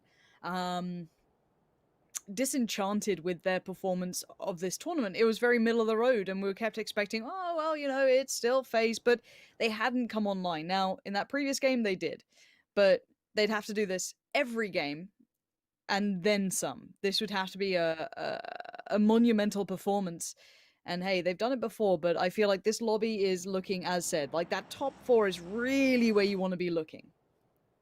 Agreed. And even when we were speaking in the last one about Liquid's performance and how they got to this point, I don't think in any way, shape or form, all right, Northern Lights and T have not had the best run of it, but we can't still look past their accolades of what they've done this year. We still look at Northern Lights. They won the first charity opener, then came in 3rd within PCS1. The Tornado Energy stayed consistent of a back-to-back second place. So, all right, granted, things haven't gone well more recently. At the start of the year, these two teams were still firing on all cylinders. They are still a scary prospect. And honestly, it's really hard to call at this moment in time. It comes down to consistency, dropping the ball like we saw initially with DA. You kind of touched on it, Lauren, so that the desk as well. If you're going to go up against Team Liquid, or even if you land there, Team Liquid sees one knock come out of it, Tornado Energy turns and faces. It's not only 3 points, but it's DA. Let's murder them. Let's get them out early. Liquid, for them, well, that's just not only 3 points, but it's a jump on the leaderboard. But to go back to what you mentioned, Lauren, like, that is huge. Yes, FaZe might be out of the runnings here. 52 points is a monumental amount to make up at this point, especially when other teams are doing well. Northern Lights coming first, blah, blah, blah, blah, blah, Tornado Energy and everyone else. It's a huge, huge amount to make up. It's going to be a very big task, but still, 5 places from one game, it shows you what's possible, and it shows you that there's still a menace to be dealt with on this map. They always will be. I think anyone who truly would underestimate them simply hasn't seen enough PUBG in the past. I think that's the biggest thing. Now, whether or not they can shake up that top 4, yet to be seen. That's where we put the biggest question mark, I feel. And for someone like Northern Lights to be able to deliver very end game, I was very impressed with what I saw. I absolutely love to see that. Keeping the head in the right place is really, really good. I mean, I was a bit worried when I see them on a lower-ish kill game. When I don't see them having that 5-6 kills coming towards that end circle, maybe even a little more, but they were able to play it perfectly. And not many teams can. I think keeping composure and having experience in the end circle can make for a very different end game. And bear in mind, they were against some good teams. You had, what, Tornado Energy in there, for example. Now, for them, they suffered a little bit off the back of having TSM just north of them in that previous game, of course. That did make it a little bit trickier for them to find easy way forwards, and they became the kind of attention point of the circle for a fair amount of time. However, let's look at Liquid's rotation. We're looking sub 4 minutes, about right for them. Heading on through, probably wanting to try and thread that needle. It's going to be quite a treacherous run depending on which way they go.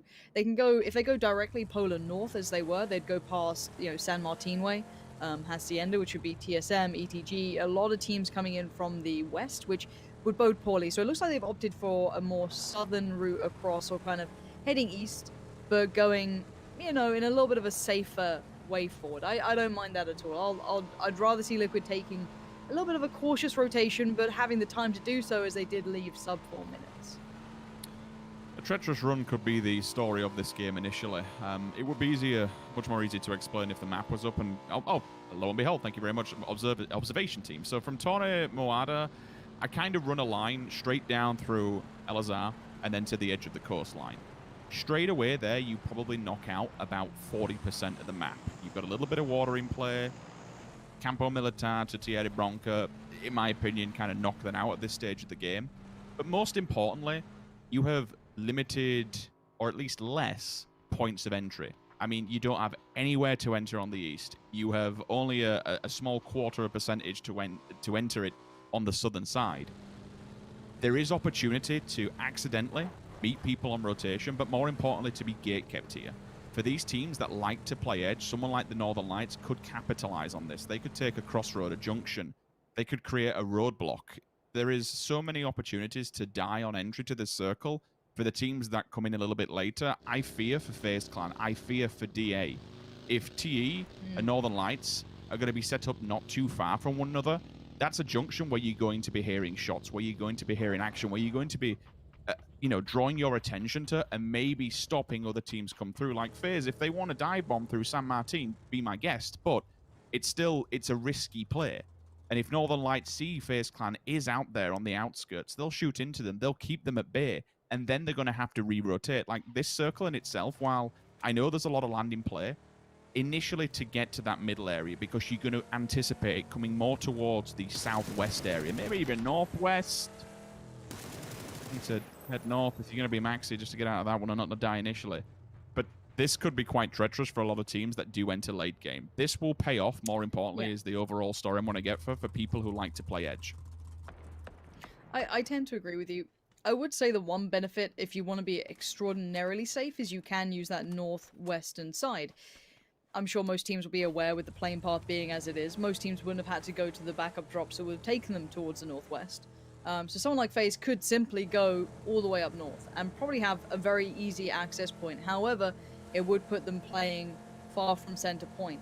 So let's look at that center. Let's look where some of these teams have gone to. DA is still on the move, so I am wondering how they fare once they get into whichever desired position they want to be in. Liquid have got a decent amount of territory, quite spread out, but a good position to be holding. Ents, quite nice as well. Bystanders, ETG, and Shift W, all in quite a strong position. If you're more considering the southern portion, if you're looking towards the north, okay, TSM, Tornado Energy, not bad either. It is quite compact early on though, Rich. It is. In my mind, there's only one real task. Once the circle does lock, once it moves, the one real thing you have to keep in the back of your mind, which is what I would assume is why Liquid's kind of lingering there and why they're so fanned out in a 2-1 split, is Minas Generalis. You have those 3 peaks. That's inaccessible terrain. That's where the circle is absolutely not going to go. But it does play a factor down the line in the fact that if the circle's still in, it's going to pull away from it. So somewhere down the line, if it's still there, the circle will eventually move away. It's not going to be there when we get to the end game.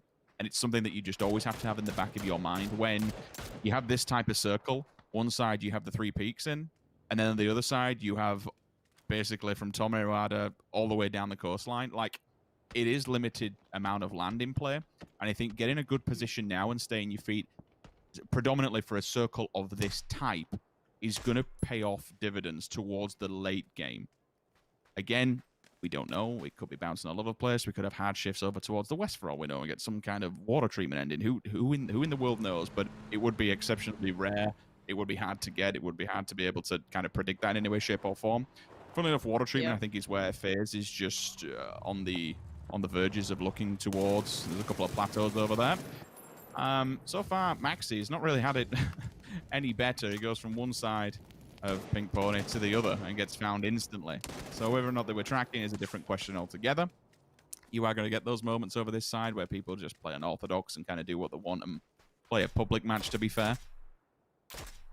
Aye. Circle will update in about 10 seconds, and I'm very intrigued to see what happens here. We'd anticipate some kind of western side, but where, the north or south, is the main question. Yeah, I'm looking at FaZe as well. The game very close towards Tornado. Wow, that is very far east. Very far east for this circle. That's still water in play.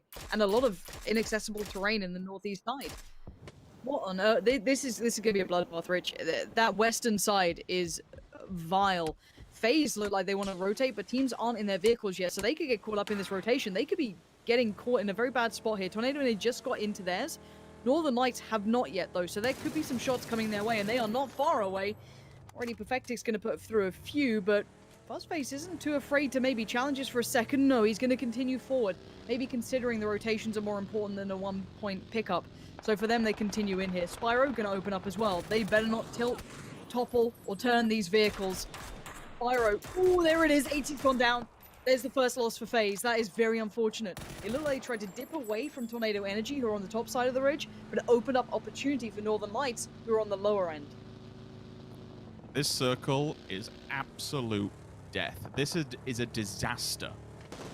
Okay, you're going to get a few teams that might go towards the north and come in from the west, but ultimately right now, we kind of know where the end game's going to be. WS are actually smack bang in the middle of it. You've got N, Shift W, Sauna Boys, Pink Pony's on the edge of it. Like, getting into the final stage of this circle is going to be treacherous. Remember, a few minutes ago, I was speaking about where you find your feet. You might stay to the end game. Well, ultimately, for anyone who's been this side of the map, is in an absolutely fantastic position now. This is just incredible that it's gone this way. I say incredible from a spectator point of view. It's going to be madness to watch unfold, but for the players, this is absolute hell.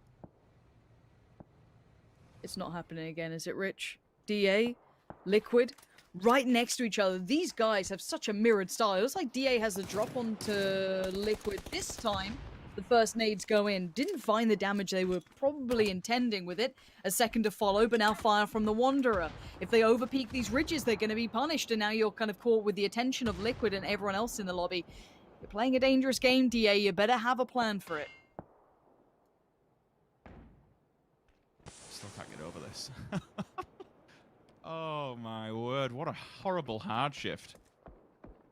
It's going to force people into the point where whatever they have, they'll have to stick it out, because you could get a few people towards the latter stages just hitting this and full-blown DA in it. No matter what you do, like, you'll have nowhere else to go but try and get towards the middle side. And with everybody already in place, landlocked, I kind of worry. I was about to say more towards the western side. Northern Lights haven't moved yet. They've been very, very slow. If Na'Vi realizes this, maybe they get the drop. You can see Perfectix is now heading off to try and get ahead in some sort of position. Spyro is well out of position. He is unresable at this stage if he goes down to Na'Vi, and when Orange has an AWM. Oh no, the vehicle up the hill slow as well. This is just info. Is he going up towards? Yep, there's the first tag. Spyro is going to probably dip down towards the lower side of the compound. Yep. But you're in a bad spot here, Spyro. See if you can get out of there alive. Perfectix tried to help him out, and he gets an orm to the face for it. That's what you get for trying to help your teammate. Perfectix on the knees now, and again, Resable? Don't think so. Batulans, Northern Lights are in a really bad spot here, honestly. Now, they could fight their way out of it, but Na'Vi have every single aspect of this wrapped up for now. Besto's coming back, Tab's coming back. They already had the better angles, and that was only with 2 of them present. Keep in mind, Northern Lights is still in that blue. Everyone on the other side of that line still is. This is chunky too. It's going to start stinging a little. It will speed up the process, and Northern Lights can be left in here. Now, Spyro has found Orange. Tried to get a little thirsty, a little hungry for that flush towards Perfectix, and Spyro with a quick denied. How dare you go near my teammate?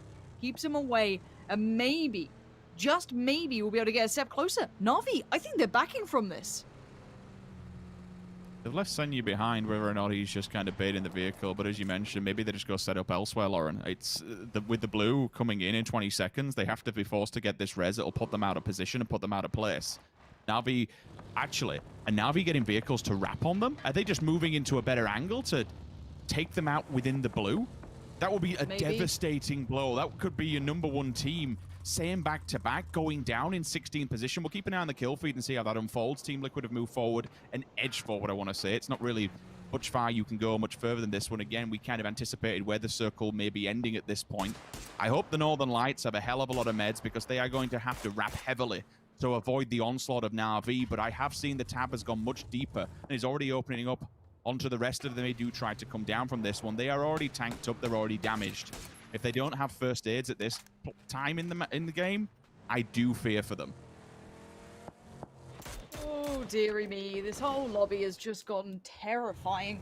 Okay, so it looks like Northern Lights have gone deep enough that Na'Vi no longer want to chase that. They don't want to stick around because, again, it does dwindle their chances, of course. Code Marco gonna see Omakan coming in. Oh my god, and it's Omakan. All teams. These guys are just nasty to fight against. True brawlers in the way they approach the game. They don't lose fights often. Now, it's Vasco and Jemty pulling up T-Bone and Page on Overwatch. T-Bone's probably getting to get to a vehicle if he has one and pull up fast. If they know they're in trouble and they need this fight, which I feel as though they're going to because they're going to be in between a rock and a hard place. It looks like there's teams around. You've got the pink ponies who are in a bit of a ditch, so they can't really provide much fire, but maybe the bystanders could. So you don't want to mess around with this too long. DA, half of their team are not in currently, so they will need to move around eventually. Just to bring you up to speed where your top 4 are currently sitting, Northern Lights is still in the blue, just coming past Junkyard. Bystanders will be rather close to them. We'll hold for a second because here we go. Mitrelius has just fallen. Mert initially should have connected with that one. Does follow up at least. Needs to make sure you don't give Jempty any room to breathe. God. Otherwise, he's going to come back with a vengeance. They all have. The instant switch is there. Good tags onto one, but the damage has already been done. Smash is here to try and follow up with this one. With 2 down on the side of Omakan, it comes down to him and Code Marco to try and hold the line. T-Bone is all tanked up. Page is in the blue as well. Omakan chomping at the bit to try and do a fair amount of damage here, but my word, it's been punishing for both sides here. It is. Smash is going to be maybe seen above that smoke, or did he see it with that elevated position? I'm not too sure. Page tries to get prone, helps him out. Code Marco has kept them in this, by the way. Code Marco did very well here. Now, bear in mind, DA took a bit of a beating. They did lose out on Mitrelius there, but Code Marco is worth his weight in gold as the bystanders definitely want to capitalize on this. I thought it might be to the detriment of Omakan, but they've already fallen foul. So now it's down to Short. Playing it patiently, letting the others take first contact, and him going to be the surprise element here. Hearing Mert, maybe hearing a stim. Not too sure, just heard enough. Code Marco on the trade again. This guy won't relent. Yes, it's only 1 kill so far, but he's been getting the knocks, keeping them pressured. Ever present in all of these fights that they're having so far, but the nade, does it curve just right? Oh, they are lucky to be standing. Shots are coming in from a distant place. That's rather problematic. Instantly on his feet with very little health, just gets cracked on with it. I'm absolutely fine with that one. Smash, that could have been better. It does force him back. I mean, we could say it's area denial for now. We'll kind of flow with it. The flashbangs are going up. Does that mean it's time to push? He's getting aggro, though, and I'm kind of okay with that. Gets stuck it's so in. Good. 1, 2, thank you. Marco with the 3rd. Oh, my God. Absolutely backhands the bystanders, and DA somehow stays alive. I don't know how they've done it, Rich. They are barely standing. Code Marco, again, give that man a bonus. Give him a pat on the back. Give him something. Because he just kept DA alive. Without him, they'd be done for. No 2 ways about it. Now, a scrappy battle between Redline and the Sauna boys over here. Having a little bit of a back and forth, but it looks like Redline are coming out on top of this. That's over towards the east. TSM might get a little curious and see if they can get a line of sight towards it. But for now, that's beyond the point. We look at Ents, we look at Na'Vi, Northern Lights, Liquid. They're all clashing. Phase towards Tornado Energy. Now, that's a fight we have to pay attention to as well towards the north. Melman's further out, but Alia, a little isolated. Dealing with Shift W, sure. But that has garnered the attention, attracted the FaZe clan over. And FaZe still need a lot more points if they want to have one of those days. Well, they're committing, unfortunately, to the back of the oil cylinders, but the rest of Shift W is still here. This will allow FaZe Clan to step further forward. Redline have been beaten, battered, bruised. A good nade came in from Anonymous earlier on, I saw it in the kill feed, which took down 2 of them. The assault will continue. With Anonymous the last man standing, really, there's nothing else to do but to try and fight this. Mav will attempt the wrap to at least maybe alleviate some pressure while sticking the res. If he just beats all of them down, he single-handedly demolished Redline. Bex comes in, puts Mav out of his misery, and all of a sudden Anonymous can carry on. He will should have at least that position noted. TSM will have something. Off string. Well, Off it's not string, TSM, let it'll him be live. WF. He's heard it. Oh dear, if Offstring died then, that would have been a bit of a meme. However, I want to look at this circle very briefly, because Liquid moved up to center point. You see them in the kind of lower end of this compound. They just moved into it. They shuffled away from that ENCE Northern Lights Na'Vi side, and they actually got in here unscathed, which is baffling to me. FaZe playing a little quiet here. They did lose out on their player earlier on. 8C obviously had a couple issues. Gustav just easy now. That's a big drop, buddy. Careful, your knee's gonna crack. But Shift W are on the receiving end. Way too many bullets here. Ooh, Uber, 1 HP, but let's keep it calm. They cannot be dealing with more and more players going down. They need, I'd say 3 going in, because they need kills. It's not just placement for FaZe, it's not consistency. They have to shine in this. And Shift W, well, similar-ish position. They're above FaZe right now, so if they went down, that would have been an issue all in itself. But now is going to be keeping them back. Oh, Melman. Nabbed by Uber. Just going to steal away that point, pop it in the pocket of FaZe. Very happy with that. Tornado Energy on the ropes this round. If this circle was essentially a castle, Liquid and ETG would be sitting in it, and everyone else just had to scramble in the moat, because this is going to be awful. Those compounds are so damn strong now. Fortified in, you can just bunker down and wait for the circle to come your way. Credit where it's due to Team Liquid. They've been getting quite a lot of ground, slowly but surely, to work it into that position. There has to be something, you know, to be said for ETG, not going after them, not being proactive to keep them at bay. They are a quieter team, and they do like to sit back now and again, so they've not had much of a challenge to get into that position, but still, it's ballsy at this stage to be moving deeper in a circle like this when it is rather exposed. But now it pays off. Everyone else will have to do the death run. Everyone else will have to try and find something and fight over it. The circle will force all these players in. Where that is in, I do not know, because the land is going to be rife. The land is going to be absolutely awful. Right. FaZe did leapfrog Na'Vi, ENCE, and Co, but they did lose Fuzzface for it. So it feels like everything here, you have to pay a toll of some kind. Tornado Energy tried to play a little bit safer, move towards the north. Well, you played with 3 of your teammates and only 1 kill. That's them gone. Not a good game from Tornado Energy. Options now become available to maybe Liquid even further. If they have a good game here, Rich, this could be a big moment for them to move up that board. However, for now, FaZe still trying to fight the good fight for themselves, but you can see the nade came through towards Uber. He's down, so just Gustav now alive. FaZe unable to find much. They're running into teams left, right, and center. No rest for the wicked as Tab pours in bullets. Gustav on the hunt, spots one. That's going to be the barrel all day long. Perfect range. Bounces the last one. Couldn't quite get that second player. Senya lives, barely breathing, but still alive. Sprexco put FaZe Clan in the grave. Rather unfortunate for them. The Northern Lights will continue onwards. ENCE, limited amount of land to be playing with. Once the circle's here, they do have to remove themselves from this bit of cover that they've got. Circle's here, so now it's time to go. They have vehicles, which is a damn sight more than what Northern Lights have. They could wrap ever so slightly, but then you're going to be exposed to Na'Vi. Again, with this lay of the land, it's awful. Potentially, they may have to just force themselves into taking this fight. Rotational deaths will come in. Vampire very, very damaged up, and it's just another kill in the hands of DA. Easy point comes through. Archie just lays on the floor and hopes for the circle to come their way. Liquid, ETG, easy for them. We said they were going to be fortified. Wait, hold on. Rich, where do Northern Lights go here? This is the same for everyone. Everyone could potentially just die. If they don't have vehicles, they will get mowed down in the field. All right, well, yeah, East Side already going to be having a couple of those issues. TSM have moved in and shoved out Offstring. WS are down to just 2, I believe, at that previous point, so they were working with what they got. ENCE decided to move away from Northern Lights. They've gone towards the north, which puts them in towards the realms of Na'Vi. Besto and Senya, the only 2 alive, but they did garner a good second place before, and a quick shot from Besto, showing how good he can be when he finds that form, but now flashed up, has to take a second. More damage comes in, the barrel's still in play, and he's still fragging. He's gotten 2 here, but there needs to be more done. Senya might have to just run in there, try and do damage as he can, but this is a desperate scenario. Maybe a point grab? That's what he's eyeing up. Couple of bullets. Oh, he just about gets one. Rustamar gets that, but the other in cover, and still leaving Diggory on watchful duty. And Diggory had a good couple of weekends. We've seen him at his finest, but they push forward, and they push forward well. ENCE keep it calm under pressure and move into it. Na'Vi don't seem too flustered, seem okay with that, understanding the scenario they were in. But now we look at this circle. I was questioning, where did Northern Lights go? Well, they sent Lou to look for it. If somehow ETG die here by not being proactive and letting people get to the walls, like, that is just a huge, huge misplay. Shift W is now smoking up the door so they can make some kind of approach. Vex is looking for this last player, or any just remnants of what's going to be lingering. TSM, they're not that stupid. They're going to check and clear every single corner. Up into the top 8. All the utility will be committed by ENCE. Northern Lights do have to move. You have mentioned it. I've already seen Liquid just magnetize towards their position. You can see them dying in the kill feed. Oof. Yeah, Klib got first contact. It's a player you'd love to have front lines. Good bit of utility between these two, but I'm not too fussed. I like to look towards the top.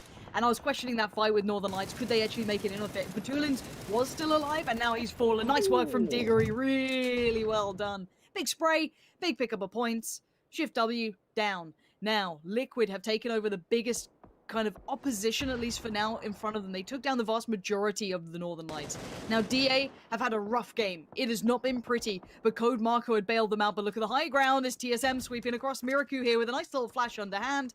Sends that through, splashes in all kinds of ways. Miraku sees him, puts him to bed, tucks him in. Code Marco now hold. Oh my god, it's Code Marco again. How many times can he save them? How many times? He's done them all!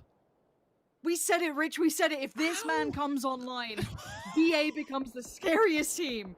This was a pickup of firepower, and you've just seen it come through in just droves. That man is on one today. I don't care what you make of DA. I could not give a damn. These boys deserve some incredible amounts of respect. But let's look at that circle.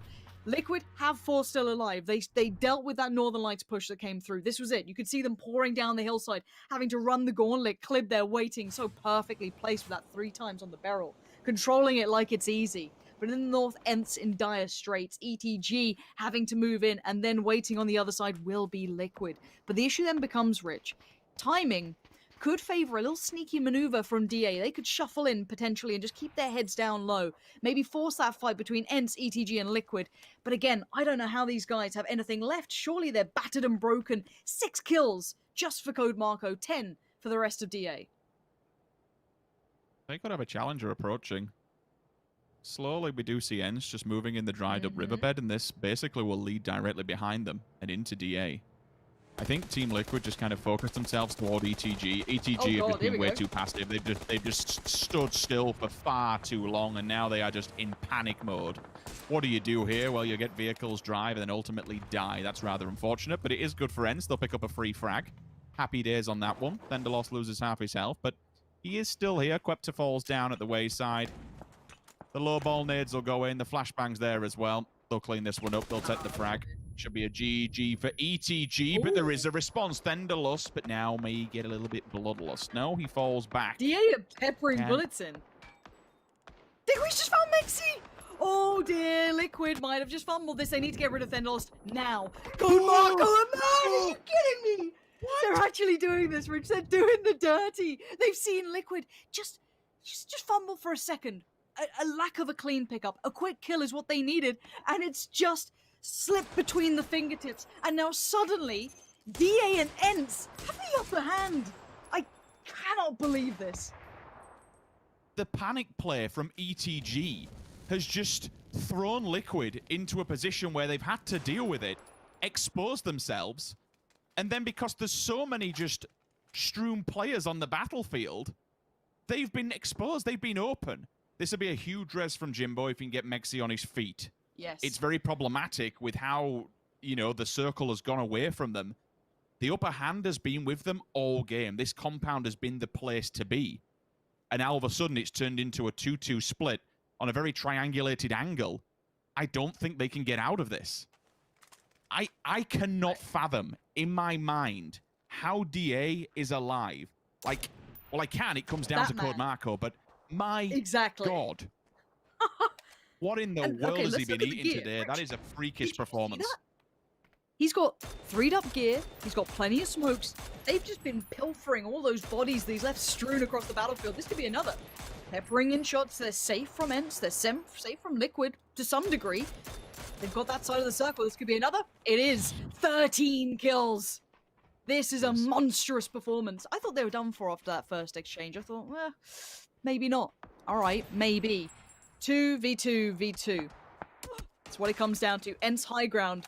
DA playing a game that I have not expected, but Ents are creeping in. They've seen this. They've heard it. Did Code Marco see it too, though? Hold on. Code Marco's looking that way.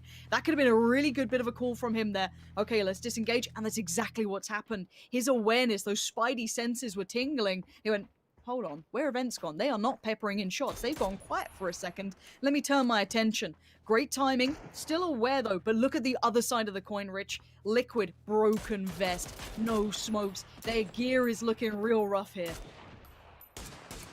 DA and Liquid, though, are in the same position now in the fact that eventually they will have to move. Once they do, it's completely exposed. DA are going to go after Ents. Ents have been smart and proactive to take a deeper angle into the circle. They can hold all oncomers back, but the question is, can they hold two teams? Oh. There was a little bit of argy-bargy then between Ents and DA. The Finns, the Turkish princes who are on the come-up, but it is the Finns this time. Squeaky, precise, but Mert's on the low ground. He's already moving up. Code Marco's already considering this. It's SLRs, it's the M4s on the other side. It might be a time for a mini-switch here, bud. This is ambitious with that red dot on the side, but fairly even ground between these two. Mert going to adjust further. Looks towards that lower side of things, a bit closer to the center point. Diggory's already on the low ground as well, mirroring each other here. This is lovely play between the two. Experienced teams now. Diggory still on the low ground. Mert, he just saw it. He just caught a glimpse. Flashbangs will come through to try and avert his gaze. Marco again, one! If he gets the second, this would just be an unbelievable performance! Oh my god, he does! That is absolutely ridiculous. 25 points is an insane game for a team that is trying to win their first PCS event. That is just unreal. Like, how do you backhand so many teams with such ease?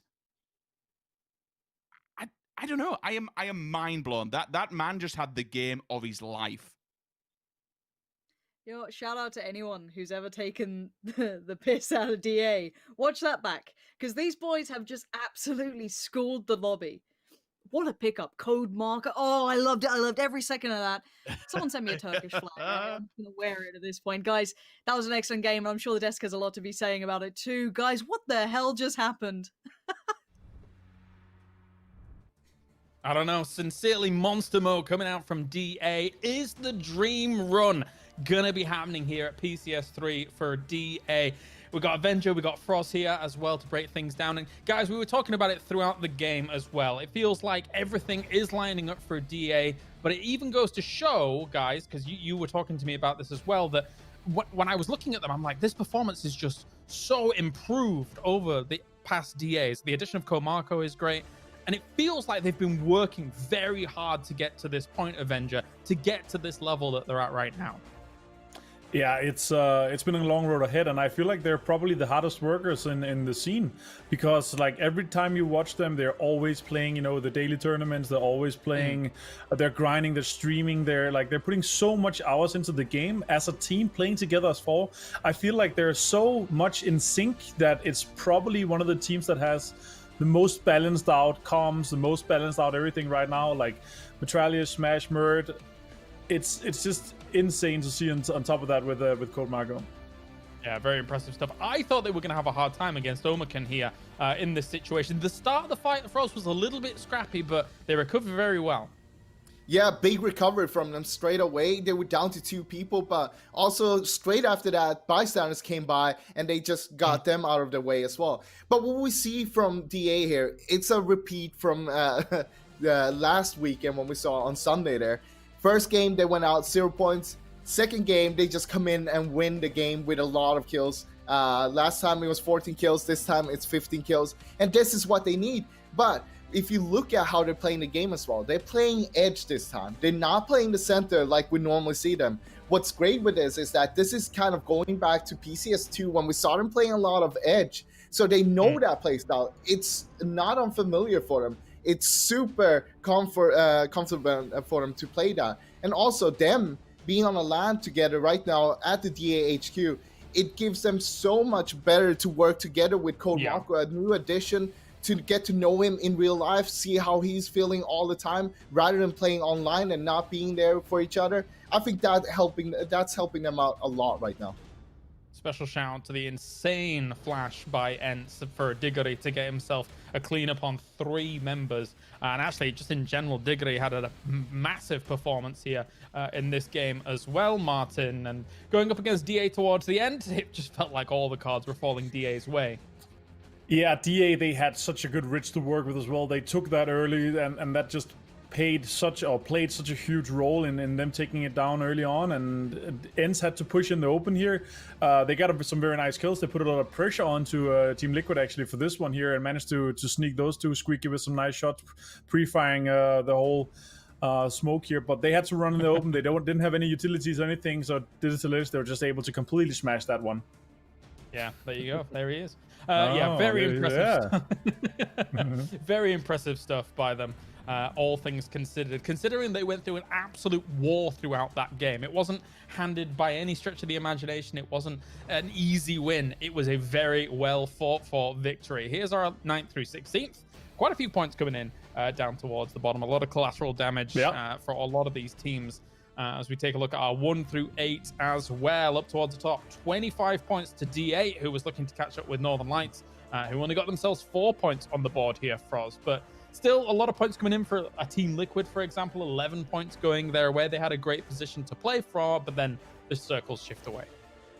I mean, to be fair, Team Liquid shouldn't even have survived the gauntlet when they were passing bystanders on their early rotation there. Right. They should, at least 1 or 2 players should have gotten themselves knocked there. But they made it through. They got themselves into, again, a little bit more inferior place to play from, but it works out for them because they're adapting to that and knowing how to play those kind of positions. They want to keep people alive. A little misstep towards the end, of course, getting 2 guys knocked, and that kind of made the game for them, lose the game for them. But overall, a 3rd place, 6 kills.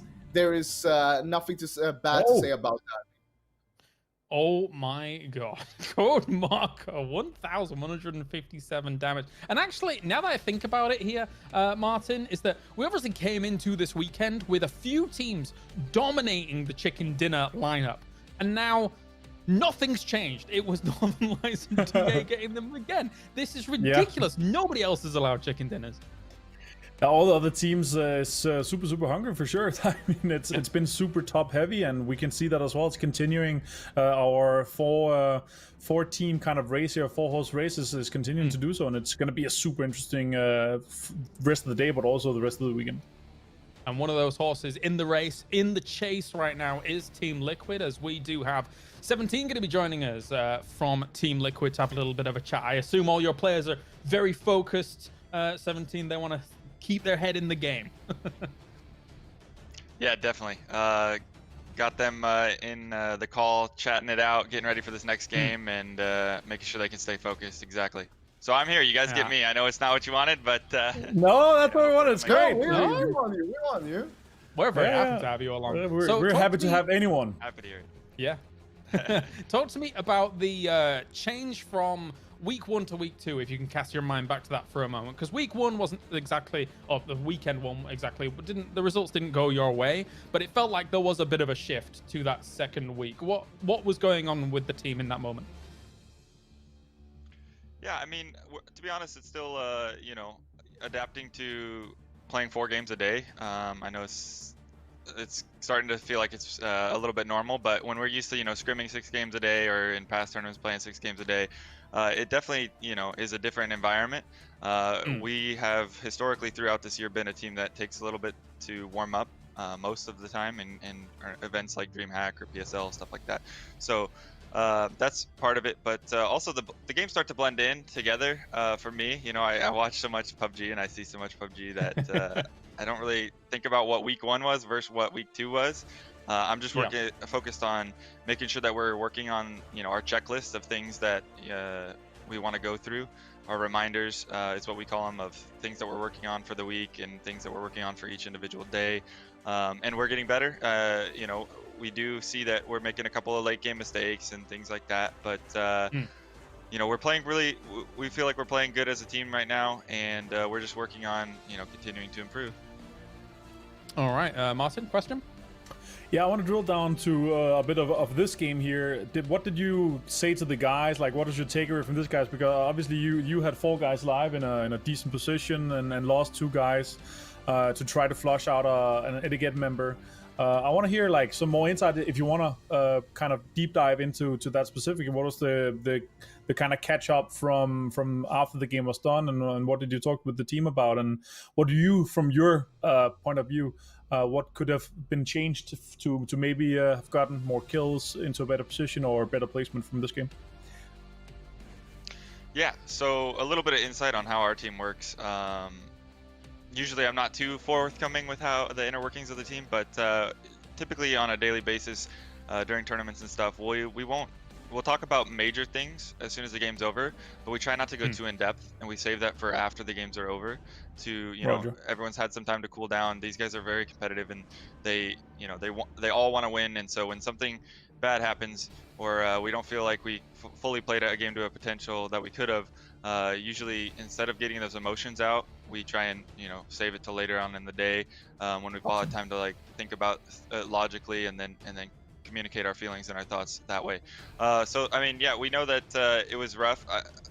It's hard to know exactly what's going on. Maybe the game starts to, you know, we get to the end game and we know where teams are and how many teams are alive and who's fighting where. Sometimes it starts to happen really fast. So yeah, that last ETG guy, he managed to get under into that dip, and his car was flipping, and he managed to take one of our players down, and then another one got sniped across the map from DA, which you know, props to them, they're playing out of their minds. So yeah, it kind of did fall out of control a little bit, but I think that those learning lessons are things that we can, you know, look at, dive deep into, and figure out what we could have done differently next time. And those, you know, in PUBG, every game, the situation is different. It's always like changing, and nothing is ever exactly the same. But we try and talk about games to get core concepts out of specific scenarios that we can apply later. That's kind of like the most important thing in PUBG, is to find those core concepts that you can say, this is kind of like that, you know, and identify it as a term. You know, this is whatever you call it, and then in the moment in the game, a player can call that out, and we'll know, oh yeah, that happened in that game from a tournament ago, those sort of things. So yeah, just a great learning experience, and we're just going to keep fighting. We got 6 games left, and it's, you know, as you guys said on the desk, it's becoming what looks like a 4-horse race. There's still, you know, always a chance for another team from those, you know, that next group to pop up, but it's looking to be very exciting. All right, Frost? So looking at how you guys played out in week 1 and further on from there, I feel like you guys changed up the playstyle a lot. From the old kind of playstyle where you would go center, you would split up and take like tier 1 positions, to now play a little bit more edge, playing a little bit more inferior positions. Do you agree with that, and do you want to elaborate a little bit why that would be the case as well? I mean, it's always good to be able to have multiple play styles. It's something that we've aimed to do even since last year. We do feel like we have really good fragging power right now. We're trying to take what we're given, but also not extend too much. It seems like one of our biggest issues through the past historically has been going until something bad happens and then trying to quickly reel it back in. You know, you keep scouting a little bit deeper until something starts to feel like it's too much, and then at some points it's too late to pull it back in. So yeah, we're trying to take what we're given and, you know, be more adaptive, be a more wholesome team. You know, that's something that's really important, is being a team that can identify a different play style, identify, like I said just a moment ago, a different scenario, and know that we've experienced it before, put a name to it, that sort of thing. So yeah, I mean, we're definitely trying to play different. We're not always trying to go center. It's not necessarily, we don't think that it's a worse meta for it per se. As you can tell, DA, that's kind of their namesake. Obviously they're fragging out really well this tournament, and they're playing, you know, super well, which is good for, you know, not only, it's good for the whole scene. We love to see the Turkish team, like a Turkish representative, really stepping up. You know, the other 2 teams in the top 4 are from Russia, and that's really exciting too. It makes it a lot more funds for, you know, the regional parts of Europe. But yeah, not necessarily that playing from circle, center of circle is bad, as we see DA's doing well, and that's one of their, MOs. So we're just trying to be adaptive and learn to play the best PUBG we can. Final question then, I suppose, before we get into the game. Obviously, I think it was in group stage. I asked about if there was any concerns or heightened concerns about DA and their performance and whatnot. Has that, and you said you weren't too concerned. Has that changed since because of their current performances, or are you still kind of, you guys are just playing your game, not too much concerned about their spot right now? Yeah, for sure. Playing our game. It's going to be someone, if it's FaZe, if it's TSM, if it's DA, there's always going to be someone else competing. We don't really care about who the name is. Obviously, DA, like on Miramar, for example, we have to pay a little bit more attention to them because of where they loot and what they like to do in early games. There, in this week's scrims, they've been setting up some traps and things like that. So definitely got to look out for what they're doing. But there's always going to be a team that's playing well, and we just want to make sure that we're, you could say whatever you want about, what other teams are playing well, but the one constant thing is it seems like we're always there with them. So that's what I take pride in. Hopefully my players take pride in as well, is that if you're gonna mention some teams at the top of a tournament, we're gonna be there. We want to be in we want to have a chance to win on the last weekend, on the last day. Of course, we really want to win, but you have to be in the conversation first. So that's kind of where we're at right now. Props to DA again. One more time. NLT, TE, they're playing. Awesome, and it's really fun to have the regional race going on, and I'm sure it's great for the fans. So the one constant is we're always there with them. That is possibly my favorite answer of this entire tournament, 17. Thank you very much. Any final shout-outs before we let you go? Polaris. Yeah, shout out to our sponsors, shout out to the fans, not only of our team, but of PUBG Esports. We couldn't do it without you. You guys are always spamming in the chat, team lobby, lol, we love it. We're very appreciative that you guys are here watching, and stay tuned because it looks like tomorrow's going to be a great day for PUBG Esports. Absolutely. Well, thank you very much, 17. Good luck to the rest of your team for the future games, and we'll see you next time. Bye guys. See you, buddy. Good luck. Awesome stuff from 17 there. That's a powerful statement, and he's completely right, and he's on the money. Every time we're talking about these top teams, there is almost never a lull when it comes to Team Liquid. Of course, they had their 7th place in a PCS this year and stuff like that, but bear it need repeating, gentlemen, I'll talk to Froz for a moment about this, is that they've won PSL recently, they've won DreamHack recently, I think it was. So they're still very much so on the hunt, and right now, if it is a 4-horse race, they are absolutely one of them, almost always in the conversation. Yeah, I mean, also you gotta look back at PCS2 where they got the 2nd place. So they've always been in the top, and they're kind of the ones who's always been chasing. They win this kind of, maybe you would call it a little bit smaller tournaments, not the biggest majors, but it's still something. It's still winning that, and it's still against some of the best teams in the world here, some of the best teams in Euro. But they, of course, want to win these big ones like PCS. It's one of the biggest ones we have currently. So that's the main goal for them right now. They want to win this one, and everything is within hands grasp right now for them. They can reach it. They just need to keep on playing like they do right now, and it's going to go well. Yeah, and I think when we're asking these questions about these other teams, etc., like DA, for example, 17 very rightly and astutely points out, Avenger, that a rising tide rises all ships, right? And when you see the quality from a DA, from these other teams around them, it's only leveling up the region even more, Martin. Yeah, for sure. And also the whole competition is just, we're always talking about the depth of the region and the depth of the tournament in general. It's just super nice to see that he's also acknowledging that, both that it's, regional competition like this, like we're seeing DA, we're seeing these CIS teams coming out as well. It's just super nice to see. But another thing that I actually took away from this, it's always super nice to talk to Tanner, obviously, a great friend and also a very, very skilled coach. And he's kind of poking at something that I really like, and that I hope to see that we might see in the future as well, that they're trying to, they're still innovating in terms of playstyle, having multiple playstyles, having multiple patterns and paths to follow. Because I think that was in the past, one of their biggest downfalls was that they were very easy to read, because like they have compounds named after them, they have dips named after them, they are like all these paths, all these areas that are played by Liquid. People have respected that they are playing there, but it's also super easy to set up traps due to that. So they have fallen a victim of their own consistency prior and in prior tournaments, and like you will see teams that are not coming into these areas now or before because they expected Liquid to be there, but now suddenly Liquid isn't there. But that means there will still be multiple more spaces for them to play, and it opens up kind of multiple choices for them to go when they're going down a path. Even mentioning that DA might have done a few cheeky traps here and there in scrims, and you know, why on earth not? Why not mess around with your opponents that you know you're going to be playing in tournament settings and see if you can like throw a few spanners in the work there when you're going into the eventual tournament play. Well, thank you very much, gentlemen. It is now time to move on to Erangel. We're moving to the grassy pastures as we are just a few seconds out from getting into game number 3 of the day. Once again, all eyes are at the top here to see who is going to be eking out those big points, and they're all showing up already. Let's get into it. Game number 3 of the day with Sims and Pansy.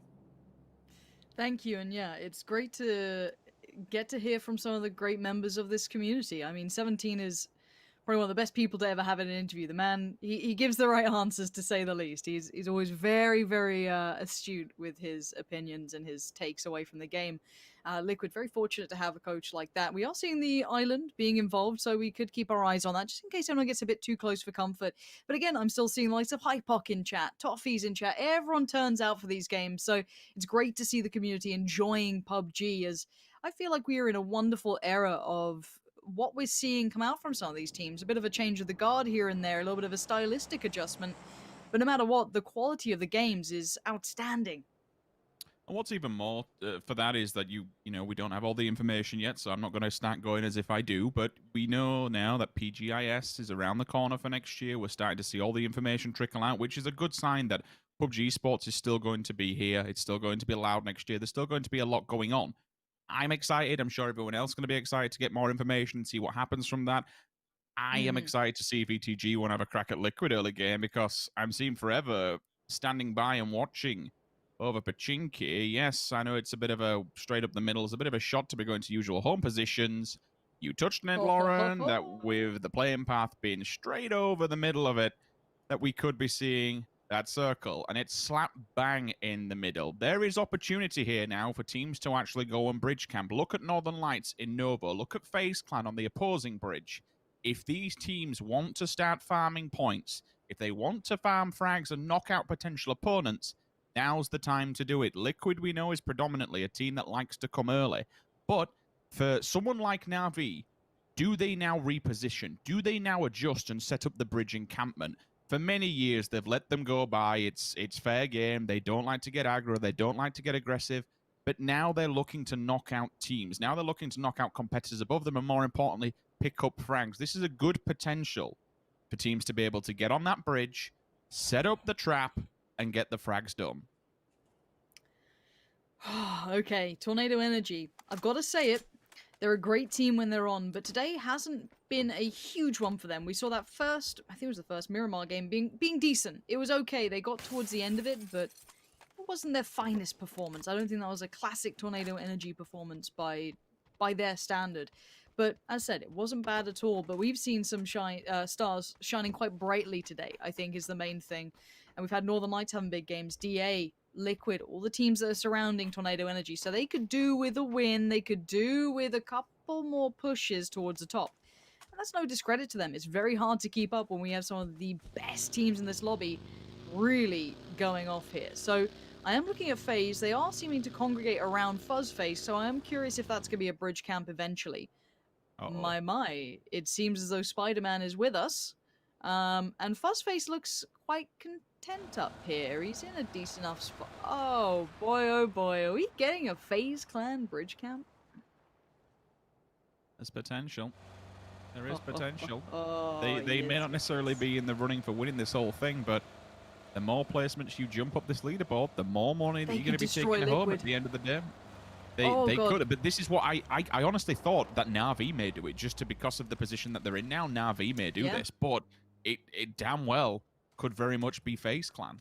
Like, because normally Liquid gets past Na'Vi. We've got to go on with Liquid. We've got to watch this. Go on board with it, right? So Orange is going to pop shots, but they this is kind of, if you're Liquid and you do this often, when this is your route, you know this happens. You're like, okay, Na'Vi is still in place. That kind of gives away they're still in place. But who is not in place is goddamn FaZe Clan. Look at this. Are you kidding me? They are on the bridge. Grenade's getting ready. Fuzzface could be bringing death from above. This is going to be unbelievable. If he does this, if he times it right. Here we go. They're not going to check this. Oh, it's a bit weird. It's a bit weird, but it's what? Oh almighty, this is a massacre, Rich. FaZe have just destroyed Liquid. Ibby's run over Gustav, but it's only Ibby. And Ibby's being sprayed on. One more shot would probably do the job. Uber, if he had just a little bit more ammo to work with, he could have maybe landed something. But Liquid are probably scratching their heads, baffled at what just happened. They were blown out the cars with nades. FaZe Clan just set the standard for what we have to expect for the rest of this week. TSM are on the way soon. They're coming past the crossroads. They'll be coming towards the bridge. Maybe 30 seconds. Oh my god, it was 80's nade that did it, but... Yeah. I mean, it's done enough okay, damage, so TSM are about to come past Na'Vi, right? So let's keep eyes on this. Do FaZe stick around? Or do they now, with the additional loot, go, right, that'll do. That's enough for us. Move on. It looks like that's the case. I don't know. Let's keep... If we could watch FaZe here. Yes, this is a bridge camp on the other side. Ish. But it's just two teams crossing at the same time. So Orange sees this. Now, he saw Liquid pass earlier. Now, that's the important info I wanted. Because Na'Vi can put together the pieces. They just saw FaZe kill Liquid. So they're like, right, well, we know what's happening here. We might know what's happening on the other bridge. These teams are absolutely bloodthirsty. Iroh's the last one across, and he might die for this. Orange, if these shots landed, no, Iroh is lucky to make it through. Do scrape through, which is good. For Red Line, I think Pony have already opened up shots into them, so maybe they want revenge, maybe they want to challenge this. Potentially realizing that someone's on radio as well could be the go sign to actually not engage in this one. Stay your feet and just avoid it at all cost. Shift W is looking to see if anyone else wants a crack at the whip. If they've spotted the information in the distance, which they could have done, they're repositioning.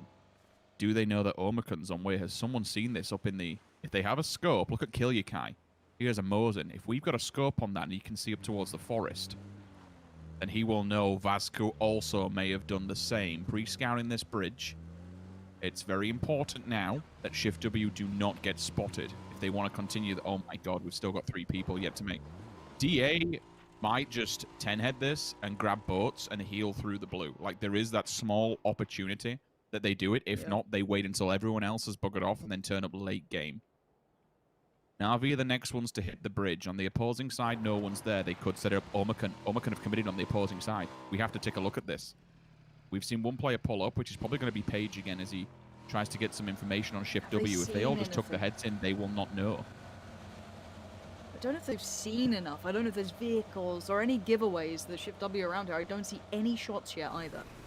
So this is on the other side. This is on the eastern bridge. Omakun are kind of on the more Milta side of it. Kind of on that farm area. I've just seen a shot come out. So Shift W might have just given away their position here. Now, I don't know how much has been noted. Okay, here it is. So this is going to be the shots coming through. Now, Omakun are being cautious. And keep in mind, the circle will allow this play for a little while. They can probably heal through this.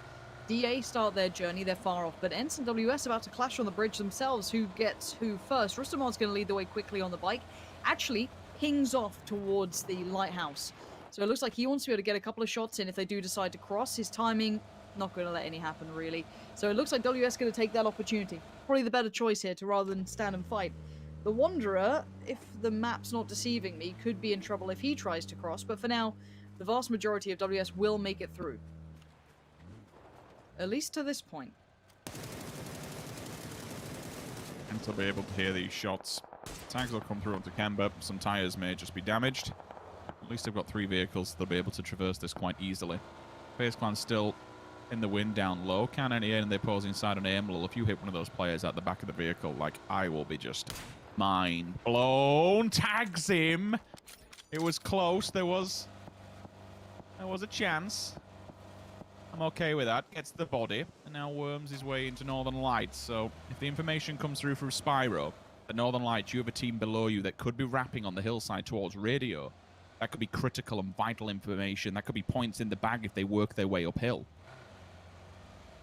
TSM has opened up onto Navi. We can see the tracer fire coming through. Remember, TSM's position will give them an elevated line of sight into Navi. They'll control the yellows on the roadside cross. WS on the opposing side will also be in line of this one, so maybe they shoot into Navi and still held back by all of this action that's unfolding in front of them. Not really made any impact or entrance, but we can see the Navi players, look at that, they turn instantly and look towards the opposing side. So do they know someone's on that bridge? Do they know there's yet a team to make a stance against them? This is just chaotic. The Western Bridge has been murder, and DA have still, Lauren, yet to make it out of the blue. Oh. I mean, with the circle still having some of the cliffs in, they can just kind of roll up to that and send it across. Now, that does leave their fate in the hands of the opponents, of like Tornado Energy, maybe Na'Vi, even Ents. But it does keep them alive for potentially another go of things. Mert's made it through, but the circle will be moving in, what, 25 seconds? So it's not long now. Beyond that, Omicron still on the Eastern Bridge. Ents are in on the Western Bridge, but it's a pretty precarious spot to be in. It's not ideal by any means. Beyond that, TSM good positioning. FaZe, of course, a good handful of kills to start with, 3, I believe.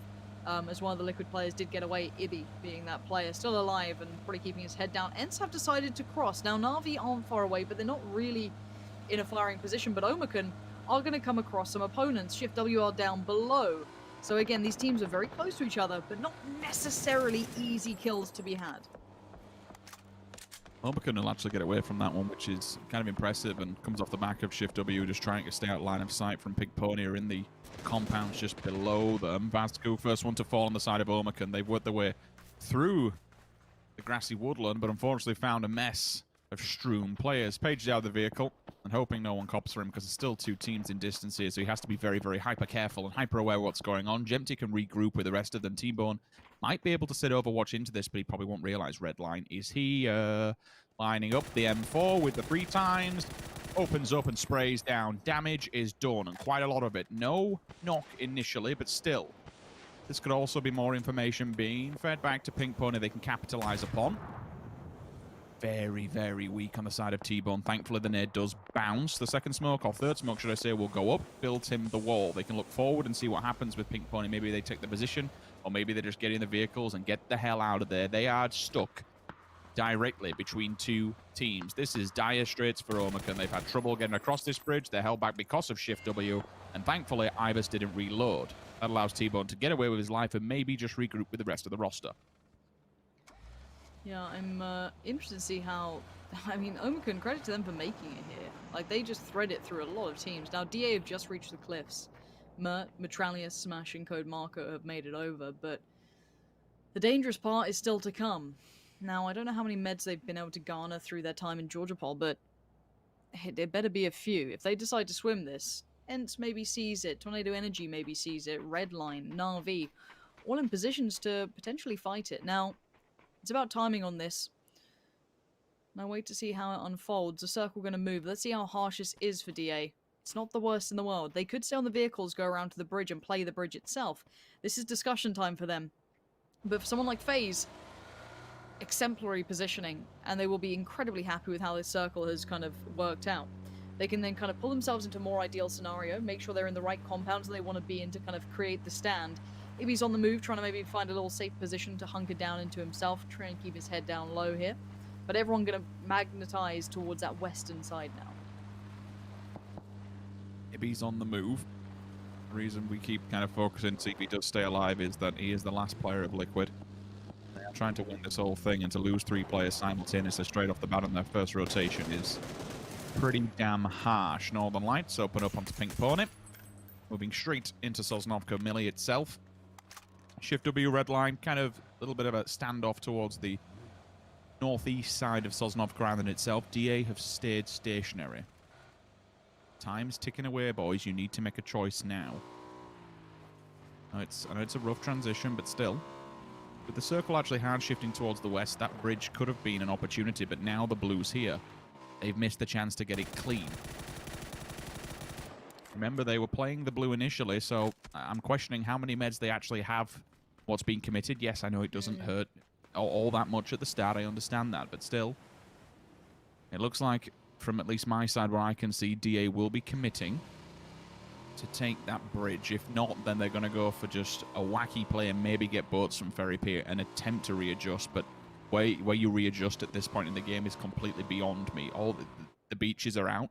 If you hit the beaches on the front, you've got WS are going to hit you from the yellows. You'll understand that. So I can only imagine they go for a last-ditch attempt and maybe, just maybe, put the hand in the magician's hat and pull out some kind of DA tactic. That is a phenomenal shot from Nail-Up onto Chris. Bangs him dead to rights with the SLR at distance. And here we go, DA. Top of the charts at the moment, but for how long? Will this spell death and disaster as another 16th place? Or will we get across this one cleanly? It's a big question, isn't it? Technically, Na'Vi could see this. Orange might hear a vehicle or be curious. WS could see this too, and here we go. Orange should be able to ring the alarm bells, say, hey, someone's crossing over right now. DA is going to go up towards the hillside, though, where Wind Street currently reside. Kemba's up there, and I think Kemba had support. I think the Wanderer was with him. So if they pull up and fight here, they will be at a disadvantage. They've continued forward, and this opens up to FaZe, though. They're going deep on this one. Like, DA so many full teams, and they should know it. I mean, the last place they would go is the Sauna Boys. And they've gone to it. They've actually gone to the garage compound. Marco's made it to the door now, thankfully. It's only Anonymous in the garage, but there is Misa on the opposing side, so they've lost 2. They've lost, is that 3 now simultaneously? Yeah. It is. It comes down to Smash. What have you got? Absolutely nothing. DA. Dire Straits. 2 out of 3 games. That's a 16th place position. Holding on by 11 points at the top. Once again, it opens it up for Northern Lights. It opens it up. I would say Liquid, but with Ibby alive, as a solo player, I don't know. This is a good opportunity for Northern Lights to jump them once again. Yeah, and let's check in with where Northern Lights currently hold. They're in the south, though Tornado Energy taking a bit of a battering here on the receiving end, but Quizzy going to keep things favorable for a moment, but it's traded out. 2 for 2 here. No, excuse me, 3 for 2. But Example trying to find the remaining members if he can. It doesn't seem like he's able to locate them now. We are seeing Ents on the swing up in the north. That's towards Shift W, so they're going to win that quite comfortably, it seems, as WS make their way across. Tornado Energy, as I said, haven't been the highlights for me today, as I'd like them to have been. And TSM, yeah, noticing this, have the circle favourable to them, feel comfortable enough to lean out a little and get some shots through. TSM, who want to try and third-party this one and throw themselves into it. And again, playing for cash at this moment in time. They are down in 9th position, so it's not the best in the world. Especially when someone has actually collected one of these trophies in themselves. Pink Ponies do eliminate Redline. 15th position will be them. Do TSM want to continue the fight? Of course they do. If there's opportunity to take out Tornado Energy, why would you not? Shift W continues the punishment onto Ends. They lose more players. The smoke wall is committed. Examples full health. Memon will be there shortly. Alia down but not out. With the instant resuscitation, it does come through. They're getting back on his feet, and he will get the first aid off. TSM decide, you know what, let's opt back. Let's get a safety spot, because eventually Tornado Energy, they have to come to us. If we set up in a great position, we might set ourselves up for success, because once this circle updates, everyone else should be coming their way. And it's a nice 2-2 split coming out of TSM. The question is, have they read it? Do they understand that there's 2 teams here? I would assume so, and I would assume that's why they've taken the 2-2. Either that, or it's just to give them more ground coverage. We're speaking about Northern Lights. They were in the south. They're on the runway. They've made it in towards the kind of garages that lead into that military compound. They should be somewhat, I don't want to say safe, it's not the safest of positions, but their southern side should be somewhat covered, as ETG can't really get line of sight on that. And Ibby, are you okay, Ibby? Oh, little sweet Ibby. Just Velociraptor running around the fields. Just deciding to have a nice time.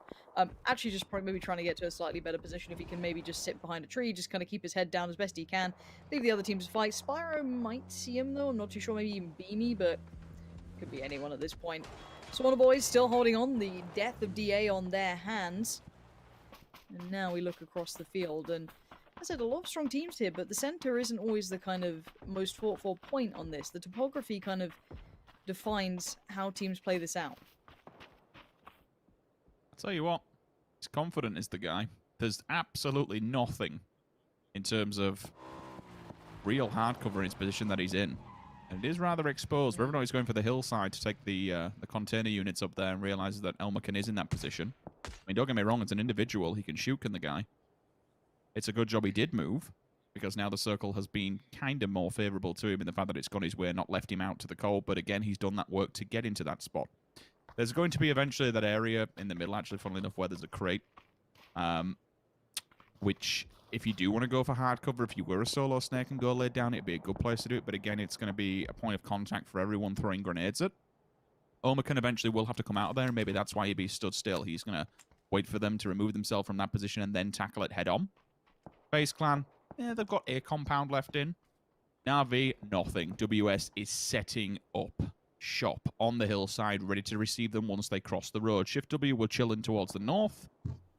Tornado Energy, again, same kind of scenario where eventually they will have to come in, then they'll meet 2 players from TSM. Again, TSM is still in this 2-2 split where they're trying to control 2 different rosters. The question is, do Tornado Energy maybe try and reposition, end up working their way into one? Nade is solid. Oh my word. Well, Na'Vi, welcome to the party, pal. We said that this cross was going to be horrific for them. It was going to be so tricky. And, well, it was. And maybe even made simpler by that nade and its effectiveness as the Tab and Senya divided by the road, and that may as well be an absolute lifetime away. I'm seeing Northern Lights in a bit of a fight, so I want to keep my mind towards that as they're sending across the road. They're in the position now to jump the A, so that's why I want to keep that in mind. Positioning is everything here. Nice work from Myro. Good kills from TSM. However, yes, it's Northern Lights, it's ETG, it's Omicron. This is going to be a huge fight, Rich. It is. We'll see which one kind of comes out on top, with the example going down from Shift W. I also want to just make you all aware that FaZe Clan is moving on the the WS and Na'Vi fight, so we could have just massacre across 2 different sides of it. Quick spin around from Lou. Spyro also onto Page. ETG going down and losing Fendelor. Spyro now needs to focus his way to behind them. With them going down, that's a point of contact removed. Now they need to look onwards. Omicron has been strewn across the battlefield. The Sauna Boys are still alive and kicking. Liquid does go down. Ibi lost his life. Na'Vi have to try and take off Ostring in the smoke. He is laid down. Can he find them? Who's first? Thank you very much. There's one. You got to find this second one, Tab. He gets it. Cleans him up, but the wipe was there. FaZe Clan did turn up to this. They've been wandering this way for quite some time. They can wipe out these 2 squadrons. They are in a heavily advantageous position, not only with manpower, but more importantly with line of sight above. Northern Lights, they still have to deal with the Sauna Boys. We said it, and Batulins is dealing with them just fine. They're pushing this. Misa's going to take down Perfectix, but a quick trade out comes in. Is there a res available? Perfectix going to crawl his way forward. There might just be a moment where he can get into that new circle. We have to wait and see. Looks like he's going to make it. Northern Lights are going to keep 4 alive. Omicron don't quite have the territory right now to push back into it. They're more worried about their next problem, which could be FaZe of all teams, who've kept 4 standing, who cleaned up in the north, and now they see Gemty flying at them. You can see Fuzzface, Gustav laying down suppressing fire. T-Bone's now joined in, but they're at the foot of the hill. This should be shooting fish in the barrel for FaZe. And this is the FaZe I love to see, a proactive FaZe, an aggressive FaZe, and a FaZe that might camp a bridge or 2. 5 kills, predominantly garnered from that bridge camp at the start, and the car gets removed, the cover gets taken away, and Gemty goes down for it. T-Bone on the opposing side.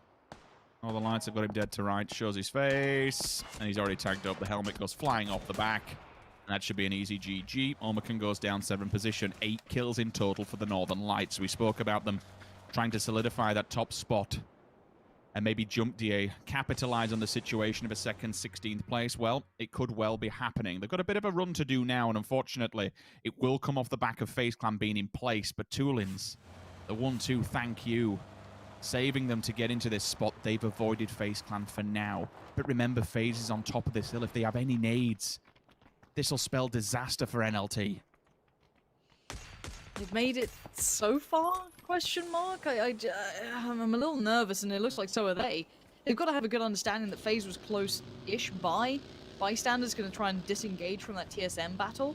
But Northern Lights are going to kind of become the center of everyone's attention. TSM's going to see him for sure, but maybe FaZe gets more attention towards Shift W. No, it's going to be Braxico. Yes, this is the fight I thought may happen because of it, but again, the nade towards Beanie, probably not going to reach, should be fine. And as close as they may seem, TSM has line of sight towards Shift W, towards bystanders. Uber flexing out a little. I like this from Uber, but it's dangerous and it's bold. And already Batulin's continuing as he intended. The Blue's going to move forward soon enough. Checks the vehicle, spots the Wookiee, takes him down. Not going to stick around to flush. He knows he's done his job. Spots Batulins. Now that is big information, Rich. Still answering back with taking down Fex, though. That's the more better thing. Post first, at least be able to get back on its feet, I would assume. I think they're on 10. I think I just saw 10 pop up. If not, that would have been phased. And excuse me if I am completely wrong. I don't think it was. But again, they're doing it. They're holding the foot of that hillside. And honestly, with bystanders turning up in a rather unorthodox position for FaZe Clan, it's drawn their attention away.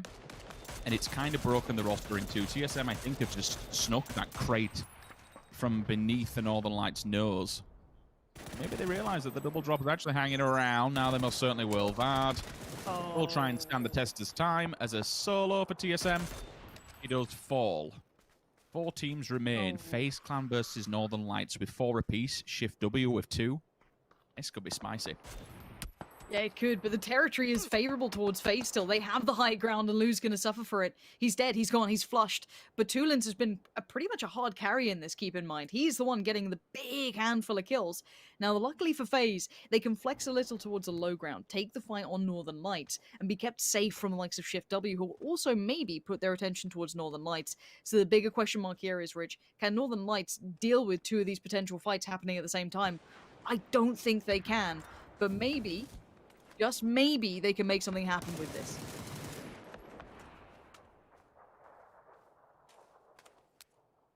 Spyro's a little bit deeper again. It's Shift W that'll holding back though. Second molly finds Batulins. And again, the smoke, it may occlude you for some time, but it only gives away your position the further you go down the game. He's also about to approach the 10 kill mark. Soccer now with a different angle onto Spyro. 11 kills. That's not bad, and that's one of the reason that they're actually jumping above DA. Still, if they can take down Shift W, it's more positional points. Perfectix goes for the automatic spray with the Mark 14. Doesn't find the target just yet. Nay goes down, player runs low. If he tries to wrap... Wait a minute, Kill You Kai. You found FaZe Clan unaware. This is deadly. This could spell disaster for FaZe. If all of a sudden Northern Lights just want to regroup themselves and tackle them while this fight's going on, this would be the perfect time to strike and get out of the danger zone down low. It would be, but it's an open field to run. It looks like Gustav's already considering, like, wait, how much trouble are we in? Okay, quite a bit. We've got Spyro watching us. We have Perfectix keeping Zoka busy. So this kind of shifts. Northern Lights now get put into the position where maybe they could play for that second place. Play in and hope that Shift W, Kill You Kai, and FaZe fight first, and maybe that's going to happen. Already Uber, Gustav, they're on the flush around. They want to try and secure this side of it. Zoka's on the back lines, though, not sure what he sees, but a flash keeps vision hindered. FaZe shifting away again.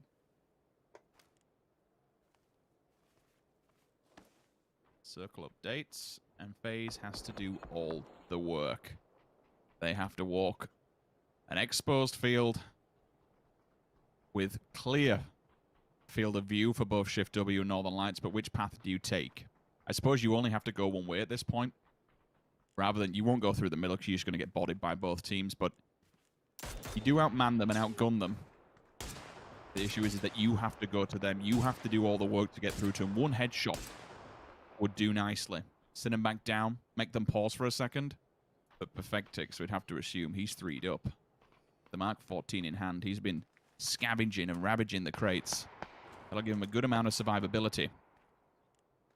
We move to the other side on Shift W. Well, pick your poison phase. This is not going to be easy. Okay, smokes to the left. Don't have too many to work with, but enough. A flash. That's aimed towards Kill You Kai. Maybe a molly, nades, whatever they can to try and deny and control a little bit of space, but showing just through that smoke is enough to get you 50 of your HP. Instantly taken away. The Blues moving in. Wait, Uber's found him. Kill You Kai's gone down. Zoka's sweating bullets, and Northern Lights are opening up that second place opportunity. Zoka now knows he's in danger. Team behind him, team now pushing him. FaZe move up. Nicely done by FaZe. Good commitment of the smoke to isolate the player. That's paid off and then some. This keeps them in. They're playing very, very smart, reserved PUBG right now. Spyro watching for Zoka. Did he hear a step? He might have done. He might have heard enough Zocker certainly has, and yeah, Spyro well aware of what could be unfolding in front of him. Already the nades, the mollies, the flashes. Uber gets the flush. Can Zocker take Spyro with him? That's a big question here for me, Rich.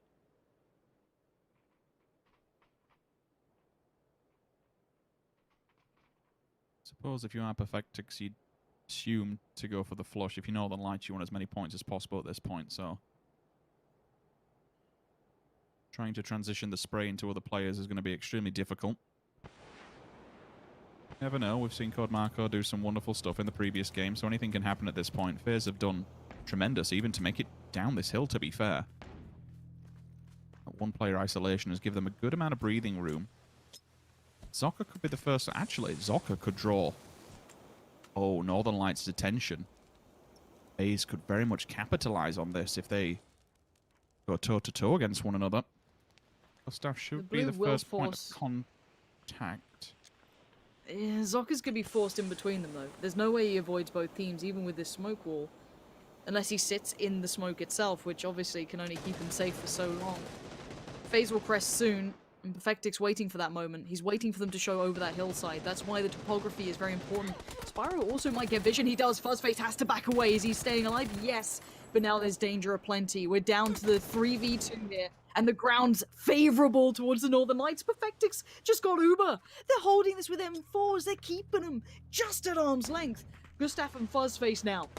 Gustav just eats the own flash. Oh, this is looking a little bit fumbly from FaZe, and that's not something you often get to say. Perfectix with another. This is looking like Northern Lights have done enough. Fuzzface desperate for this. They're so low. He could maybe still do damage, but he has to be clean. He has to be just so much better. Checking the edges of the smokes, looking for any chance, any pixel out of place. Closing in now. He's still desperate for someone to show. Spot Spyro gets him, and now a 1v1. It's prone, but he gets tagged. Perfectix hasn't finished him off, though. 13 bullets and 35 HP. Fuzzface is going to have the blue on his back, and he's second, and it doesn't matter. Fuzzface, the absolute Viking king, does it for FaZe. 13 kills, first place, and a bridge camp just to wrap it all up. That's got to feel good. Clutching it in a 2 versus 1 scenario where the situation is completely unfavorable to you. The damage that his teammates did to be able to push them into the smoke, give him that amount of time. Like, the ballsy player to just hit the deck and hold it rather than just go running in head first. He hits the deck, he waits for it, lets them make the first mistake. And it didn't even reload. 21 bullets, like, it's a bit sketchy. It's a little bit sketchy. But overall, like, we're getting to that point again where your top teams are toppling early. Yes, it's good from Northern Lights. Let's not take anything away from that. They were top of the table and finishing second with a boatload of kills is a phenomenal job. But as FaZe try to make something happen, trying to get up into that upper echelon of teams where they absolutely should be, I mean, the race and the fight is still on. There's a lot of work to be done, but it's happening. Slowly but sure progression. They could be making more money. I'm just happy to see someone like FaZe being this proactive on the Saturday. We see teams going to this on Sundays. We see them going for the bridge camps, for those mad point pushes. We're seeing it a day early. Teams know what they have to do. So FaZe still pushing. Northern Lights keeping up there. DA slipping. So much to be reviewed. Guys, why don't you talk us through that? I think the main thing to take away from it is it's been some amazing PUBG today already here. Down to the wire and clutch was that FaZe versus Northern Lights scenario. I've got Avenger and Froz here joining me once again to break things down. And Froz, that was, that was very close, but oh, this was so much fun too. Yes, this was fun and this was expected. It was bound to happen eventually. We see Team Liquid going through this bridge every time.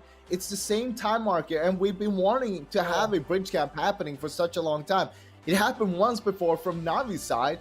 This time, it was FaZe's time to do it. And they dropped straight away on Miller Island together with 3 other teams that was there straight away. But them starting off that with 3 kills, then just moving in, that's exactly what they wanted. They didn't want anything more than that.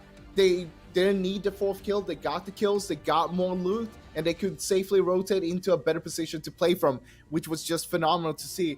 And I mean, they had a rough time on the west side. They had to fight so many teams. They were holding down that compound as well, of course. But it was also 2 other teams it was all about. Northern Lights and Shift W. Shift W coming in from the east side, of course. They had a rough time when we saw the circle going towards west. They had so many teams to go through. but they just fought their way in team by team by team. And same thing with NLT coming in from the south side. It was just a massacre down there as well, and they had to fight everyone as well. And it was basically these 3 teams that we saw in the end that not just won to get there, but they had so many teams to fight from a side each of the circle. Yeah, and Martin, at the beginning of this game, you know, we saw the drop, we see all those teams, you mentioned it, you saw the amount of teams on Millie Island, and we got that circle that you were maybe quickly calling, and then it happened, and we're here. Yeah, for sure, and that's why we see 4 teams dropping as well. Like the tendencies with the plane starting over the south, like we've seen many circles be on the military island due to the plane starting down there. And holy shit, he's just super surprised, and you can see how happy he is. Look at this reaction though. Let's fantastic reaction by Foss. But also, I love that they were able to bridge camp and also win the game with 13 kills. That is extremely rare that we see teams succeed in a bridge camp and then go on into winning a game. So that was very nice to see in a very successful game here from FaZe, and that's going to propel them up even further. Maybe, you know, if they continue this, get one more good game, they might make the 4-horse race into a 5-horse race. Yeah, they might do. Frostface's reaction was him shooting a barrel, I think. But there you go. It's 23 points going their way. 20 points, though, to Northern Lights once again. And now, I mean, yes, we're talking about this 4-horse race that might become a 5-horse race, etc. here for us. But Northern Lights having another big performance is just terrifying for a lot of these teams. I mean, it was such a great rotation from NLT towards the end there. Coming in from the south side, going into the center, but also then straight away split out 3-1-1-1 split, making sure that, okay, if someone dies, we're still going to have more angles to cover from and make sure we can make something happen. And then moving in towards the end game there, look at how Perfectus was moving on the low ground just below FaZe there. He got a knock on Uba, started moving straight away, taking a new position. It was such a great play. I didn't think that FaZe would be able to win that one, but that was just amazing from Fuzzface as well in the end there. Getting that clutch, shooting through that smoke to get the last kill and get that chicken in. Just amazing to see. Yeah, definitely so. They had to play it very cautiously towards the end, and understandably so there, Martin, when you have the decisions against these 2 teams that have done so much work in the lobby at that point in time. It can be difficult for FaZe to make the choices, but in the end, it worked out. Yeah, but also on top of that, like you have 2 teams that are starting out. It's a kind of a home turf circle for them, right? So you can't expect them to have a good game, but they were able to, you know, often when you have home turf circles, you end up being just, you know, a center player and play kind of passively. They got 13 and 14 kills from this, right? It's an absolutely insane game from these 2 guys, or these 2 teams. Yeah, definitely so. Let's take a closer look at how things actually shaped up in this game. Martin, I believe you're the man with the eyes. Yeah, that's true. We're going to look here in the map as well. We're highlighting FaZe Clan, Northern Lights, and Shift W are our top 3 teams. But as you can see here, FaZe Clan, Northern Lights, they're starting in the home turf circle, right? You have Sauna Boys and Bystanders there as well. But what was really interesting is that obviously we see the bridge camp paying off. Navi does as per usual, you know, they decide or keep deciding there it's not going to happen too much about this, but FaZe Clan succeeding with taking Liquid out in or taking 3 members of Liquid out in this situation here is just absolutely crazy. And also same situation, Shift W is kind of the owners of the East Bridge, just like Navi is kind of owning the West Bridge. They also let a team pass, and it's kind of letting other teams kind of scout for you, because when a team tries to go crossing the bridge fast, it's because they want to get into a better position early, which means that the next team here, in this case Navi, and then in this case also Shift W, is that they get a like passing for free, because the other teams will then have moved on and they are able to cross the bridge and kind of using the other teams as bait. So that's very well played by them, and it's nice to see that they're able to kind of benefit from not being an early crossing team, even though they own the bridge. Definitely. Thank you very much for that, taking a look at this. But I also like, when we look at FaZe's position here for us, that they're not greedy about their bridge camp. I suppose it could be very easy in a, you know, a silly world to be like, yeah, that worked out so well, let's sit here and wait for another team. But they choose to very maturely move away, secure a good location for them in towards the next circles, and then that is their linchpin, effectively, to move slowly on into winning the game. I'll tell you this, if it was last week's FaZe Clan, they would still have been on the bridge there. They would have camped that out. But this is the only FaZe Clan we're seeing. They're playing for the win here. They want it badly, and we're seeing the tendencies. We're seeing FaZe Clan being revitalized here right now. They are playing their own play style. They're spreading out more. Look at how Uba, towards the end there, was moving out of the circle to find Beamy and clear that out, but also get an angle on NLT itself. But there's so many points that was such a key for them to win. Gustav going for the revive on Fuzzface.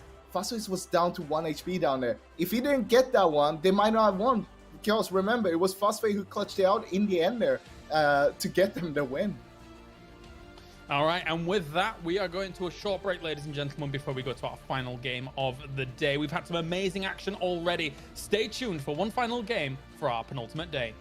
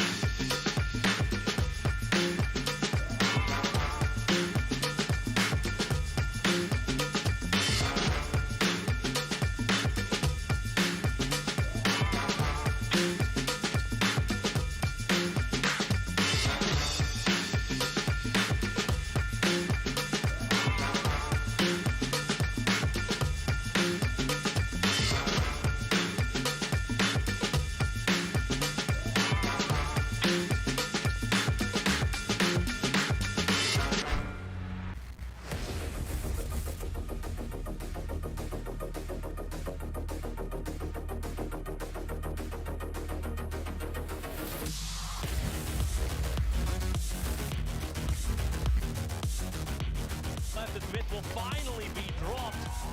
The PUBG Global Invitational 2018 Grand Champions.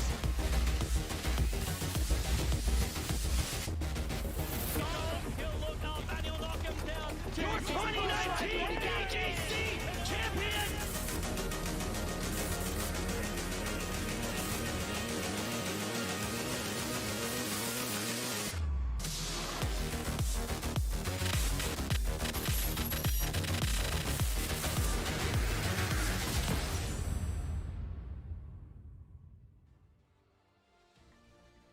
That's right. Welcome back, ladies and gentlemen, to PCS3 EU. But of course, on the horizon is PGIS as well, which will be coming to you in February of 2021. What a time to be a PUBG Esports fan, because that is insane, the details that they've been announcing for all of that, Martin. I couldn't even fathom when they actually announced it, and the scope that it actually does kind of show for the tournament. Whew.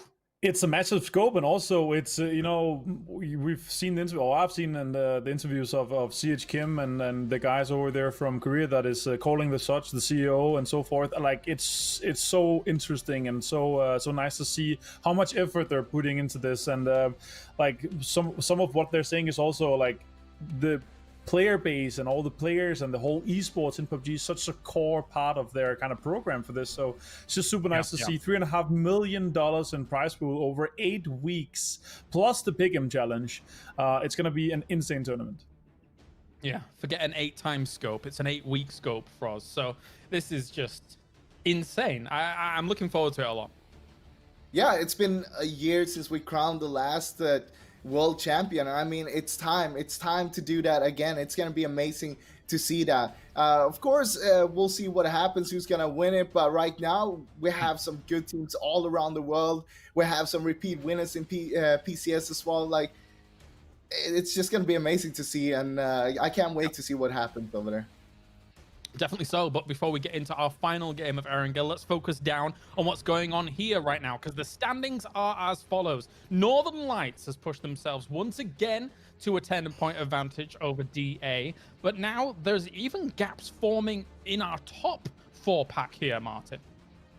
Yeah, it's quite interesting to see, but then again, like, Today Energy has had a rough day. They're sitting at 11 points after 3 games, and on the other side, Northern Lights 4 times as many points in 3 games, 44 points, 25 points with the Analytics and Liquid 21, and FaZe, and obviously jumping ahead of the pack in our mid-tier pack here, putting themselves in a very nice spot, 123 points, 19 points after Today Energy. So they, as we were talking about before, we could see this become a 5-horse race, but with Digital Analytics and Northern Lights having such strong games, tomorrow, depending on the last game today and the first game tomorrow, like, it could be a two-horse race in the end, and we could see some super interesting strats for that, because if Digital Analytics is in a situation where they're so far ahead of Liquid and the other guys in the top, they could be straight targeting Northern Lights. So we could see some hot drop, we could see some straight head-to-head if it's just, a 2-horse race in the end. And if FaZe is able to join that top pack properly, it could be as easy as 1, 2, 3 for when they're able to try and challenge up towards the top. However, again, a big gap, and Northern Lights has been so consistent here throughout the tournament. Froz, any final thoughts before we get into Erangel? I mean, seeing that FaZe Clan and Shift W they are closing in on that top there, it's gonna be wild here coming into the last game, and anything could happen. But Northern Lights have been playing so well that it's just a question: is anyone gonna be able to contest for that? Of course, we have DA up there, but what's gonna happen? One more game here to go now. Let's get into it. Sims and Pansy, it's our final game for the day. Only 5 remaining. Yeah, we are definitely getting down to the pointy end of the stick here, and you're right, it is that race at the top. I can't get my eyes away from it. DA Northern Lights, what on earth is going to happen now? I mean, we've had FaZe doing something very unexpected. We've seen Liquid doing well for themselves, but then also fading away slightly. Tornado Energy, quiet today, but always a perpetual potential threat at, we know how high they can peak when it goes right. We haven't had that game today, though. But Northern Lights, to me, are the epitome of making something out of everything. Every scenario they're putting in, Rich. It seems like they're able to make something out of it. Batulin's having a belter of a game just now, putting himself very much towards the forefront of the team, not only as the kind of in-game leader, the voice, the brain behind it, but also a bit of the brawn here. I mean, what can't that man do? It would be an absolute accolade to say you started the year winning a PCS event and you ended the year winning a PCS event. Unless things change tomorrow in APAC, they would be the only team in the world to actually grab a second PCS event. Sonics did it for North America yesterday, so congratulations to them. But what an opportunity they have now to really solidify themselves as one of the best in Europe, and what a potential FaZe Clan has yet again to camp the bridge and maybe just murder every single person over there. Who knows? It seemed to work first time round. Can we put this as like a test of what Northern Lights can do? And this may be somewhat unfair, but I do feel like they always make the best out of even a bad scenario. And this is a bad scenario, right? They are in Stalba, and the circle just hit Sosnovka Island. Now, there is a bit more of the mainland in the circle itself, so it's not just the island this time. It will allow for a slightly, more lazy, a little more casual rotation if they want to go for it. But I'm interested to see how they approach this, because Northern Lights, we know they sometimes drop Novo, and they like that radio tower rotation, and then maybe on towards the runway itself. However, this doesn't allow them to do that so comfortably. We also have to pose the question, would FaZe do it again? If it's I would say don't fix what's not broken, but the question is, does Lightning strike twice, or does Liquid strike twice? They've been known to do this continuously. On rotate, everyone knows what they do. I'm now intrigued to see if they switch things up. This is the telltale sign. Is Liquid that readable when it comes to these kind of circles, or do they just really throw things in the mix, go for a boat, go to Milter Bridge, hope that something else changes? I like what, and you guys can't say, in fact, thank you, observers. Literally, as soon as I go to say something, they show you. Shift W has actually left one player back on the opposing side, Kilyakai, to feed the information back, while the rest of Shift W sets up on the opposing bridge. So should everyone come across, we'd anticipate that we do get, on that eastern side, we do get some kind of fight. I can see Liquid in vehicles. They are next to ETG on transition. Both of these teams simultaneously look to me like they're aiming for the bridge. This is Fuzzface could back be up there? He's already on the bridge. He is. Is he Observers, back can on we that have a look at bloody his ledge? please? If they've got nades, this is just. Imagine it. Oh my God, there's two teams going here, Lauren, after one another. Wait, Okay, they're not in the is same ETG sort of setting up? position. I don't know. It looks kind of like it. It looks like ETG have pulled to the sides. Are they trying to camp out Liquid? Liquid have pulled up. They've had to. They've been forced. They've seen what's happening here. Yeah, ETG is actually set up for Team Liquid to get in front of them, get the points. The question that I have to ask is, do they realize that FaZe on the opposing side? Liquid are out of there. They're not going for it. This is different. Now FaZe is still holding the bridge camp, though. I think ETG have just put themselves in a horrible position and might get punished for it. FaZe have left. Okay, so we don't have a bridge camp anymore. ETG's also Are they leaving. turned This around? is just all teams, every team that's just been facing the bridge has turned and faced away from it and run. Chris has now got new friends. He's got 4 players coming through his way. I don't know if Flammy or Beamy saw him. He's trying to be very cautious with this, very careful with this. Oh my bloomin' heck. This is getting terrifying. Rich, what on earth is going on? Don't know, but he's got 249. His position has been made aware. On note, on point. Vert nade comes out. Pin is pulled. Chris knows that there's a bombshell coming his way, so he has to get inside. Closes the door. But he has them at a... oh my God, he's putting a gas can. Oh. Oh, it's smart. He's really smart. I don't believe it. He's made a free Now molly. He's made a molly for himself. That is And a Yellow 9,000. can't go anywhere. Has he Oh, caught him? I love this so much. Well, Yellow can't go up the stairs yet. It was still burning for some time. It bought enough time for his teammate to come over. Kilyakai's there now, but Flammy's got the off angle on him.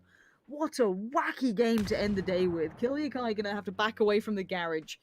Flammy's on the move. He's trying to kind of mirror what he's seeing beside him, but Chris has managed to stay alive throughout all of this with potentially 2-3 players on his building. We very... oh my God. TSM's next one to the bridge. Has ETG gone back to this? They absolutely have on the side. Two in the glass house, one up front of the sandbags, but the UMP won't do too much damage. The M4 might do, though. Breck's going to beam in. That's the second one coming out of Shift W on the opposing side. That cat has absolutely no wheels whatsoever. A third one's gone, and Ira drags himself across to the opposing side. Get out and run, boys, because you are in trouble. Okay, well, they decided to maybe at least defend their teammate. I'm happy with this. This is good work from TSM to try and rally the troops together to get them off the bridge. But just to quickly revert, like, that is so smart from Chris. We very rarely see a gas canister come into play to put it down on the stairwell and use it as an area of denial tool. It's essentially got him the frag onto Beamy. It's denied the kill. Excuse me, it's denied the res. That is great work from Chris. It might only be a small thing, but in terms of like micro maneuver, it's really well thought out and stupidly clever. Now, the one thing I want to point out is Liquid have gone back to Pachinki. Like, they've gone back to loot. They said, screw it. Why rush this? Well, let's play the game how everyone else does, I guess. Loot till 7 minutes. Mexico's pushed in, isolated Flammy, so there's going to be the bystanders looking a bit worse for wear. There's revenge for Chris going down. A bit of an awkward stalemate over on the eastern bridge here, and bear in mind Omicron are about to cross it too. You have ETG making the bridge cross on the western side, which is going to still have FaZe at the very end of it. They're not quite on the bridge itself, but they're just a little bit deeper. This is Tornado Energy and TSM, already across on the island, on those small hills that are just on the northern portion of it. All the info that's been fed now to the players up top is phenomenal and allows Example and Co just to open up onto TSM as they try and make it upside the hill. Miracu's out of the car, but he doesn't realize Quizzy is behind enemy lines. Van will be the next player on the chopping block. This is total destruction for TSM. They lose 3 players back-to-back simultaneously. If he hits that, he tags him. If he'd have just knocked that final player, that would have been insane.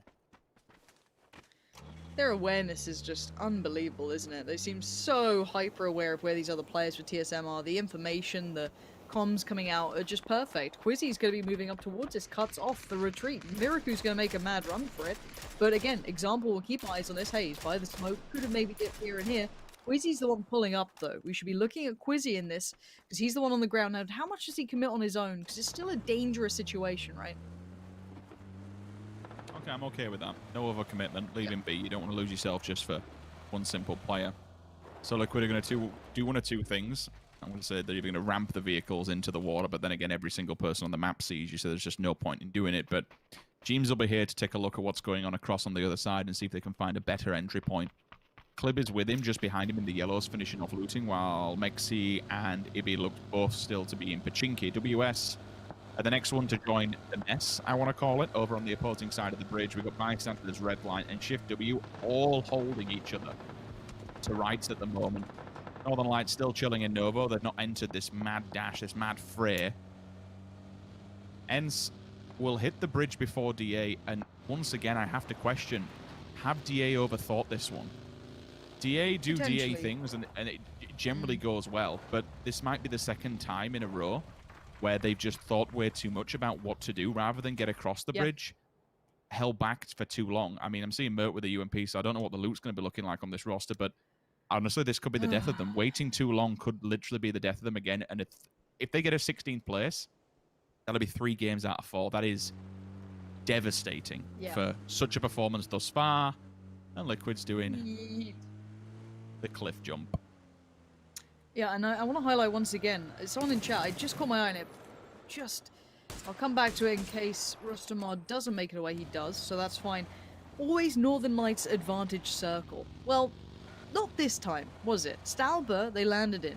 They've already made it down towards Novo, which is the very impressive part. It's kind of under the radar, but they've gone and made it through. Now they are once again on the worst side of the circle. So once again, it's shifted towards the opposite side. It's gone west. So this is why I want to prove a point of Northern Lights seem to be able to make the best of bad scenarios. And especially today, it seems like their points have always been quite good. And we know they like that Novo, Radio Hill progression, maybe on towards the runway as well. And it brings them in quite late. They normally move in towards where currently Omicron reside, but we'll see. Again, their loot's probably a bit sparse. They're up in Stalber and had a very long rotation. Liquid are about to make it, I think, to the coast, a little bit further to go, but not far off. Most of the teams already centralizing on that western side. It's good from Liquid to send James down there. Must have had a better scope than the rest of them, or at least something, just to be able to scout this one out. And again, the point they've gone to, you do generally just, if you want to get across the quickest way and you don't have access to boats or bridges, you hit it at this point. It's the closest gap, generally, because of the little fin that sticks out on the top of Sosnovka between the head of Erangel and the opposing side. So you ramp it with the vehicle, you get a bit of a jump forward, then you get out of the vehicle. So it's the quickest way, basically, to swim, is what I'm trying to say. But you only get it clean because you don't land into hard cover. You have a beach, and then you have a tree line. So provided you can scout out that tree line, and you know no one's there ready to kill you, then you can make this work, and Liquid should be safe with all 4 players. DA may have clearly made note of the boat, which the observation team did. They are keeping the vehicles, and they are keeping looting, which suggests what we saw earlier on with the UMP coming through, that the gear might not be what they want to take a fight should they stay alive through the rotation. Archie's just head peeking on top of the bike, looking over the wall, seeing what he can see on the opposing side. There is no one really waiting for them. Bystanders, I think, have bunkered him, which could spell disaster for Northern Lights should they completely underestimate anyone actually camping there. It would be a very unorthodox play. It would be very unorthodox from anybody to be sat against the white edge of the circle. Regardless, just to holding that down, there's no real point in doing so. Everyone else generally getting ready for what could be an onslaught and a mad dash to the middle. Again, we don't really know where the circle's going to be going when all is said and done. But I'm sure, hopefully in about 10 seconds' time, we'll be finding out. Yeah, Pink Ponies are going to make it across DA. I'm still waiting to see what on earth they get up to, really. I'm still curious. Wow, okay, this is centralized towards FaZe.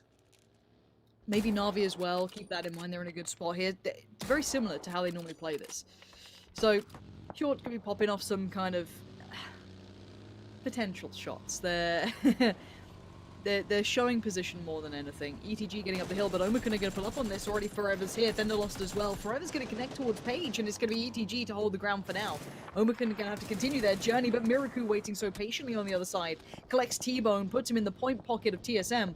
And well, bear in mind that TSM were only, I think, left with Miraku. Doors closed for FaZe Clan. No entrance is allowed, but unfortunately, there's not many places that Omicron could be going. And into the embraces of FaZe it will certainly be. No deadly utility. Or offensive utility, should I say, on the side of FaZe. Otherwise, they could have put it in the shack window and it would have been GG. Or maybe around the back. Excuse me, I didn't realize he was on the back here. I thought he was inside. Never mind, I stand completely corrected. TSM goes down. Next, in the firing line for Tornado Energy, it could be Shift W. They made mincemeat at TSM earlier on, and all of a sudden Shift W, the smokes, the angles, up against the BRDM. We spoke about this position before. It's so obvious where you're going to be. There's very little maneuverability. You are basically boxed in, Shift W down and dead. Froz mentioned it at the start that Shift W are actually on the climb. To sit them down in the 15th place, well, that kind of hinders that run for tomorrow. It does.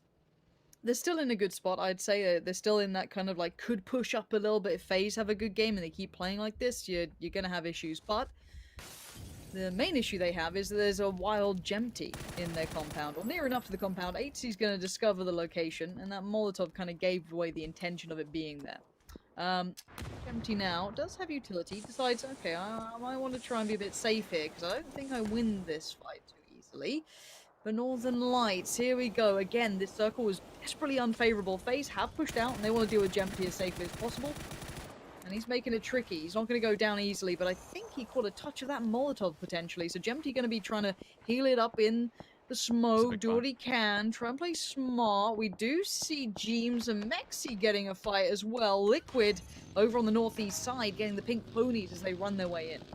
I was trying to keep track of it, but I don't think Liquid lost anybody. They've had one player knocked. As you can see on screen, we've been keeping track of that. Also, DA do make it across the road. Navi, full send into FaZe Clan. Gemty, can you spell trouble here? They've drawn their attention. Marco's on the opposing side. Uber's there. Merc goes down first, smashes all kinds of damage. Metralius, Team Liquid doing it. Pink Pony while all this going down. The bullets from the window. Gustav sees him. There is a response on the side of Itzy, though. Smash goes across the road, but he's heavily damaged. The med will come off. You can see the needle going in the arm. Marco has to hold. If they can get this res, then there is signs of life. But they've rocked up to a very nasty party that they most certainly were not invited to. DA baffling me right now. These sends have just been insane. I mean, it's got 2 of them, maybe 3 if they get the res off into a circle. It's put FaZe under the gun. And obviously they were dealing with Gemty, who's been luckily dealt with for them. But FaZe, did they lose a player in this? Are they down to 3, or did they get the player back up? Can't answer that one. I'm looking at the map, and there's a lot of red just strewn between a lot of blue. There was a lot of knocks on both sides. I'll go for that. I'm guessing that Liquid actually did lose one as well. That's a different team altogether. I thought it was just a knock, but look at how many players are looking at them, Lauren. That's 2 teams side by side. Yeah, I mean, you've got Tornado Energy who have no rush to move. They're comfy where they are. And then you've got the team of Redline who have to move. Nades now coming in. Gustav trying to clear as he goes. Not quite finding where they need to be. He's got 4 more nades and mollies. I think Uber might have spotted Metralius there. Yeah, he has. Just enough to be able to call this out as well. Good tags. Yeah, 2 taps. Nice work from Uber. Metralius is now down. And FaZe might want to try and do something about this. They know that that building is now weakened. Smash is there, but it's Code Marco that could be another issue to deal with. He's a little bit detached, but maybe isolated. Smash trying to just maneuver around. Stay alive, find safety, but Fuzzface doesn't want any of that. He wants no safety to be had or found or even be clutched onto. Smash up on top of the stairs, dips back down, gets more damage. No easy way around here. Dips out the back. Hold on, hold on. Oh. He took down 8C. But he ain't going to get much more for that. Code Marco is alive, but FaZe are trying to be very wily about this. If Uber's cooked that to perfection and lands it, he doesn't. He lands just next to him. Jeems first one to fall on the Team Liquid side. He will go out as well, so they're down to 2. Shots coming in from the Sauna boys. We've got to keep an eye on Liquid as well. Remember, they're up at the top there. This will be a big fight, especially if Tornado Energy are removing points from them. Hot on their heels by 1 frag. That'd be a big, big clash of titans. Unfortunately for Team Liquid, what they don't realize is they are running into Redline. Redline are holding the edge of the circle. This could be a disaster for Team Liquid. They could finish sub-10th position. It depends on their information. Because Redline were the team that were kind of parallel with them, who are both outside of the circle. So if Liquid are just going to follow them in, maybe they find a route. Now, with those shots coming through, though, they're well aware that that is not a safe route, and uh-oh, we found bigger trouble, which is actually going to be Northern Lights. Again, their positioning was very tricky to work from, but Liquid going to capitalize, make the most of this. Clib and Ibby, the two alive. Now, that's quite some fragging power there, so let's keep our eyes on it, but they are in a bad spot overall. You're going to have Redline pushing back into them. QB is just at the foot of the hill. We need the spray to work, Ibby. Oh, he's puffed his lines. And now Clib tries to pick up where he left off. That is not a favorable peak to be having. Maybe a nade could do the work for him, make it a little bit easier. Ivers is going to try and wrap on this, but if he doesn't get him, Tornado Energy most certainly will. They are here on the top of the hill. They find the final Liquid player, and it's GG Liquid. They end today in 11th position. We'll see what that sits them overall in the leaderboard. That's for the final game. We'll see who comes out on top of this one. Batulin's from across the way. First aid was actually going off, so his health jumped up as the nade hit him, thankfully. Another second nade will come through. Can this one fare any better? Nope, they're just rolling by, and that's because of how the hill angles away. They will just bounce down. Circle not too dissimilar, maybe even identical by the time we get to the end of it. The question is, can FaZe pull the back-to-back? If they do, if they somehow make this work, that'd be a tremendous feat. They needed these points today. They needed a big, big Saturday working their way into Sunday. But look at this, one player in the form of DA. All events outside. Uber's just back in the vehicle. It was like, boys, we need this. Let's get the hell out of here. That's madness. And that's suppressing fire. He couldn't peek a window. He was trying to find a way on that little kind of, banister that runs around the top of the stairs. He had the angle for a second. Uber, no. Straight out. Love it. Absolutely love it. And it's in this circle though, Rich. Where is the next house up in? I think it might be. The garage is, but the thing is, it's Marco inside, and after his performance today, I don't really fancy the chances, honestly. Yeah, true. I'm with you there.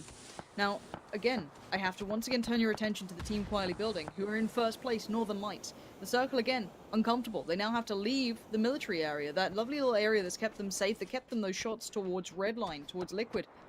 Big Reds in, the Iron, kind of almost radio run over there, but I don't know what they can do with this. It's a very hard cross for them. This is a quicker fight that's going to happen on the southwest side, of course. That's the Sauna Boys trying to make it across to the very southern point, with ETG at the top of the hill. That's just, if you follow that camera line or the hill line up, they'll be waiting at the top. WS are just off to their east as well. Yeah, as you can see, they're waiting there for them. If those smokes weren't there, they'd be dead. Now, Batulins has made a choice. He's gone for the kind of crossover. He's gone for the send. And now he's going to be closer to Redline. He's going to be keeping track of this fight and maybe ensuring that Tornado Energy don't come too close. So they will be able to get themselves here, and Ivers is... I think he's dead here, Rich. Able to get the first aid off, but really beyond that, what can you do? He might just deny it. If not, try and wrap and ruin Tornado Energy's day, but at this point... Oh, okay, so he knows the bodies are there. If he knows the bodies of his comrades are there, pick up the meds and maybe just survive. But that's really all you're doing. You ain't doing too much work against the team when you're so damaged within the blue area. Marco realizes what's coming his way, or maybe it doesn't. Ivers is finally found by Batulins, puts him to rest. Look at all the smokes. 7, 8 up at the moment. Ticking away, and they are dispersing as they try and get to the door. The headshot's good, but the overpeak is not. 2 players there instantly respond and turn. FaZe Clan gets wind of this. They know the info now. They know who's at the footsteps. Will they take the fight? Will they wait them out? Circle is unfavorable to everybody. That is basically southwest. Na'Vi can wrap down if they really want to, Lauren, and basically just gatekeep this entire circle. Yep, we'll see what they choose to do with this. ETG still holding that great territory, that great high ground. It isn't in the new circle, though, as you rightly pointed out. So it does mean that if they stay here too long, they're going to lose their ability to get into the new circle. Northern Lights shifting towards the east to north in the vehicles and kind of moving around, maneuvering themselves into the new circle. It has garnered the attention of Tornado Energy. Nuki prone down, trying to keep a very low profile here. Maybe allowing WS to cross and let that fight with ETG begin. But I'm looking at ENCE. I'm looking at FaZe. What the heck are they going to do? I think ultimately they just poke away at one another. Oh, Oh, no, we've had a no, ladies and gents. It's a 1G. It's a real 1G. Put the 1Gs in chat. That ain't good. We love to see it. Nah, it's great. All right, and That's submit it out. great. I don't know how many smokes they've committed to be able to get this point. 'Cause they have to. They probably burnt through about 10. Uber's fallen. That's a big play. Ice is down as well. Ents? Are you somehow making it across this road? Somehow? I really, really am amazed that FaZe have let it get this far. Gustav, he's lost all control. Ents have filtered through into the buildings. The smokes were perfect. The shots holding that peak in the middle of a goddamn road. That was unbelievable. Now, Example just found Spyro, so that's a fight with Northern Lights and Tornado Energy starting to tick over, but Gustav tries to avoid one fight and simply gets pushed into another. You got a plan for that, Nate? Let's see how well done that is. Oh, it's very good. Nice. It is impeccable. Goodbye, FaZe. 8th place, not too bad. Couple of kills, but it wasn't the big performance that could have maybe pushed them up the table further. But now again, we look at that crunch in the south here. Good job from Rustamar. That's all 3 players of FaZe. Plan gone. All in his waist. Sakura's working his way down to try and get behind WS while they are fully distracted. 1, 2. Where's the third? It's to his right-hand side. Doesn't realize it. Nuki comes in, answers the call. That's good. Win streak goes down. They survive. Nade up and over. Hits the tree. It's a big nade as well. A second one will fall while the damage is done. The utility that is just being committed at the moment across the map. Instantly we lose, what, 3 teams back to back to back just like that? They're getting aggro. Look at this push. They've seen the target. They've found the victim. They're going for the execution. Batulin's on the push, but now that's got the attention of Na'Vi, who have the better ground on this. Spyro is the one to be suffering because of that. So Northern Lights, yes, they wanted Tornado Energy. Yes, they were opting to try and sweep them aside. But now they've got the attention of the other big boy in the lobby that still remains, which is Na'Vi. Said there were potential for them to destroy this. Example got him while he was on fire. He actually drop-shotted him. Okay, well that's stayed loose feet now. 2 easy points should be going the way of Na'Vi. Lou at the front and the player at the back. If Perfectix did get knocked by him or get spotted, should I say. And after that, it comes down to Nuki and Batulins. I mean, Na'Vi's position for the circle has been impeccable. They took the top side of it. They controlled it. They looked towards the fight of FaZe versus ENCE. They had an eye line in that. And then they can just kind of work back a few steps, and all of a sudden they have an eye line in this. If they know where Batulins is, then he's in all kinds of trouble. It just takes a little bit of utility to flush him out, or even just collapse upon him, and it's GG. Especially when Na'Vi hasn't been in tons of close combat situations. True, I would say Batulins can probably play for 2nd place easier than Nuki can, purely because Nuki can't be subtle. Those smokes can only last so long, and putting down more keeps all that attention there. I don't know if Na'Vi would push to clear for Batulins prior to finding Nuki. Smoke fades. Oh, he just about dives into it. Occludes himself. Another tag did come through. That's Tab and the boys just kind of powering through. Besto is starting to get curious about Batulins, however. They don't have the full information. Maybe they have a good amount of it. But Batulins are at a very deep angle to be peeking. So if they go for it, they're fully committing to it. And it does open up a little bit of danger. But yeah, Besto's definitely got a great idea. It looks like the nade's good. It's good, but it's not perfect. He just hot swapped through that car, used the seats to switch out to the other side. It's going to call for another nade. But now he's been Molotov. He's been naded. He's been shot at. It took everything they had to take him down. But he is gone. And a 3rd place and a Na'Vi 1st place to close out the day.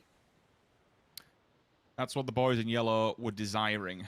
Down in 9th position to try and claw something back for tomorrow's championship Sunday and work their way up the leaderboards. Again, points being cash at this point. If you are out of the contention zone, we want to say, I mean, there was still, even for Northern Lights, there was still a huge drop. 175 down to DA on 166. There was a lot of work to be done for many of these teams. Na'Vi, not the greatest of days, not the Na'Vi promise that we wanted. And I think even when you're winning on a win like that, you can see it across the face of the boys. There's still work to be done tomorrow. But a 20-point game, nevertheless, will at least give them a little bit of a bump up that leaderboard.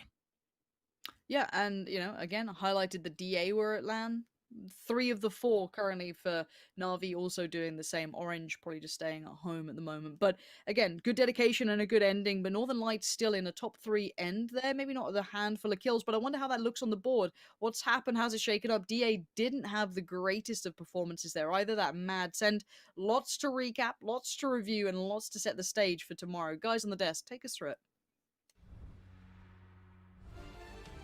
That's right. Another great game, another military island. And does the tab ever not smile? What a cheeky chap. Na'Vi gets themselves the victory here. Great stuff. Team AFK back at it once again. For Na'Vi, it's a good win, but Froz, it might be coming too late. As much as they get a win now, they might just be playing for getting a little bit more money on the board as opposed to a championship.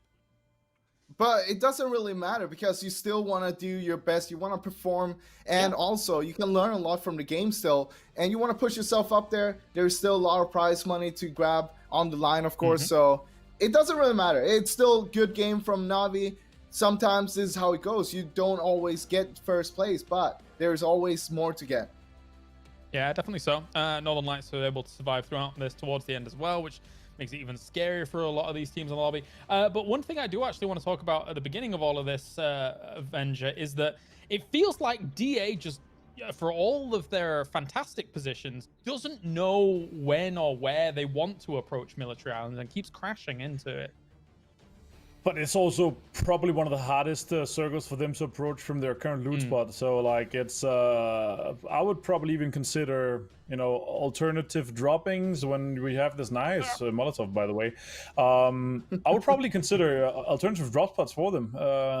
Like they're like somewhere between 10th and 12th, like 8th and 12th team to get on the military island. It's just too late for their playstyle. Like they need better positions, otherwise it's going to be way too hard for them to kind of approach it, or they need to approach their whole military circle game completely different though. As you said though, nice to see Na'Vi, you know, 19 points here.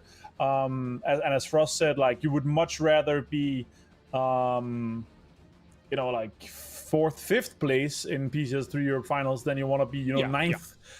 So they're setting themselves up nicely here. Before this game, they were 9th at 13 points before this, and now actually 10 kills, so it's still a 20-pointer. So they're going to end up on 33 points, which is respectable for them. So they're going to be sitting quite nicely and potentially put themselves into a situation where they can pounce at the 4th spot, which has been left fairly open today due to Tornado Energy's rough games. Yeah, definitely so. Here's our 9th through 16th. FaZe will get themselves 5 points on their pursuit towards the top 4 once again. Let's take a look at our 1 through 8. And we have 20 points coming in for Na'Vi. Tornado Energy actually managing to scrap something together towards the end of the day. But as previously mentioned by Avenger, not been the best of days from them by any stretch of the imagination. And another double digits for Northern Lights here, Froz, which, yeah, it's... I said at the end of the game, give them the trophy now, because they're just always up there. Always. I mean, currently they're a unstoppable force. That's what it feels like. They're playing this so well. Like, from how they enter the game, dropping in Starboard, realize straight away, okay, it's a melee circle. Let's not loot here. We'll go down to Milta, we'll loot there, and then we'll move our way into the circle straight away so we know that we're not too far behind. But also, as mentioned, it feels like the middle circles is the kryptonite for DA. They don't know how to fake them right now. And that is something that we don't want to see happen. We want to see them being able to fight these kind of circles as well and know where to go. Because this is a big part. Like, we've seen a lot of middle circles in the past, and you got to know what you want to do, how you want to approach this before it happens. All right, and we do have our interview ready with one of the teams that's looking to do the catch-up game. It is FaZe Clan and FuzzFace. Hello, Fuzz. How are you doing? Hi, I'm good. You? Yeah, not too bad here. Not too bad. So, first things first, the Bridge Camp versus Team Liquid. That seemed to go off pretty darn well. Was that a defining moment for you guys in that game? And obviously, you eventually went on to actually win that whole game. So, talk to us about the Bridge Camp and then the game as a whole. No, I mean, it's like kind of a free thing. They always send it over early, and like it's 100% expected, so it's just 3 points. So why not? Fair play, yeah, fair play. And towards the later stages of that game, obviously it kind of got down to the wire. You were against Shift W and was it Northern Lights? I think it was. How was the kind of situation for your team in that spot? Yeah, at the end there, it's kind of awkward because we have to basically overpeak pretty like heavily to see anyone because it's the ridge is like kind of bad in the beginning and then goes really steep. Yeah. So we have to overpeak like really hard to actually see people straight under us. And then we have 2 different teams on either side. So we just first had to kill one Shift W guy, and we got him. And then after that, it's just you just have to hard peek people, and if you get a knock, you get a knock, and if not, then unlucky. Fair play, Martin. Yeah, first of all, I loved your Viking roar. I really want to hear the sound clip too when you clutched that 1 versus 2. That was fantastic. I also wrote that to you. I was smiling so much. But I want to ask, what is your guys' ambitions and goals going into this? Because obviously you have a really hard task ahead of you. Even though we had a fantastic day, you were second overall today. Going into the weekend, what was your goals? And now maybe going into tomorrow, what is your goals for the rest of this tournament? I mean, I don't think, at least me personally, I never care like where we are in the tournament or what points are or whatever. We just try to play every game as good as we can. There's nothing else we can do about it, and like we end up where we end up. Nice. All right, fair play. Frost? I just want to ask you, what has been the biggest struggle so far in the finals here, and do you feel like you guys have overcome that now? I think mostly it was a lot of like small individual mistakes that lost us like a lot of fights. And if you just can't win like one early fight, then you're gonna be on the back end like the entire game. So we lost a lot of those early fights, and just don't get any points from that point, since our team is usually like revolving more about fighting on the like not always edge, but kind of fighting with teams and like getting a lot of kills and getting into a good position. We're not really the team who sends it like straight middle and just waits there, which you can do with less people. But for an edge team, losing players is really hard. Nice. I like that comparison. All right. Well, thank you very much, Fuzz, for joining us. Do you have any shout-outs before we let you go? No. It was. Thank you for having me, and thank you for all the fans who shares on always, like always. Good times. Perfect. All right. Well, thank you very much, and good luck tomorrow. Thank you. Good luck tomorrow, buddy. Thank you. Good luck tomorrow. Awesome stuff. So that was Fuzz joining us here from FaZe. And there you go. That is how things sit right now. We can take a look at the overall standings, I assume, here to round out the day, because right now Northern Lights is 21 points ahead. And Digital Athletics, Tornado Energy, and Team Liquid are going to have to do quite a bit to catch up to them here right now as it does sit. Martin, what are your thoughts? Yeah, for sure. Like overall today, Northern Lights had an insane day. Like they're sitting at 56 points for the day on 4 games. That's a 14 point per game average on 4 games. It's a win and 4 kills every game on an average here today. So that's just really amazing to see the kind of the step out here. Like as you were kind of joking about their give them the trophy already. A 21 point lead. Sure, that is amazing. But they had a 13 point day.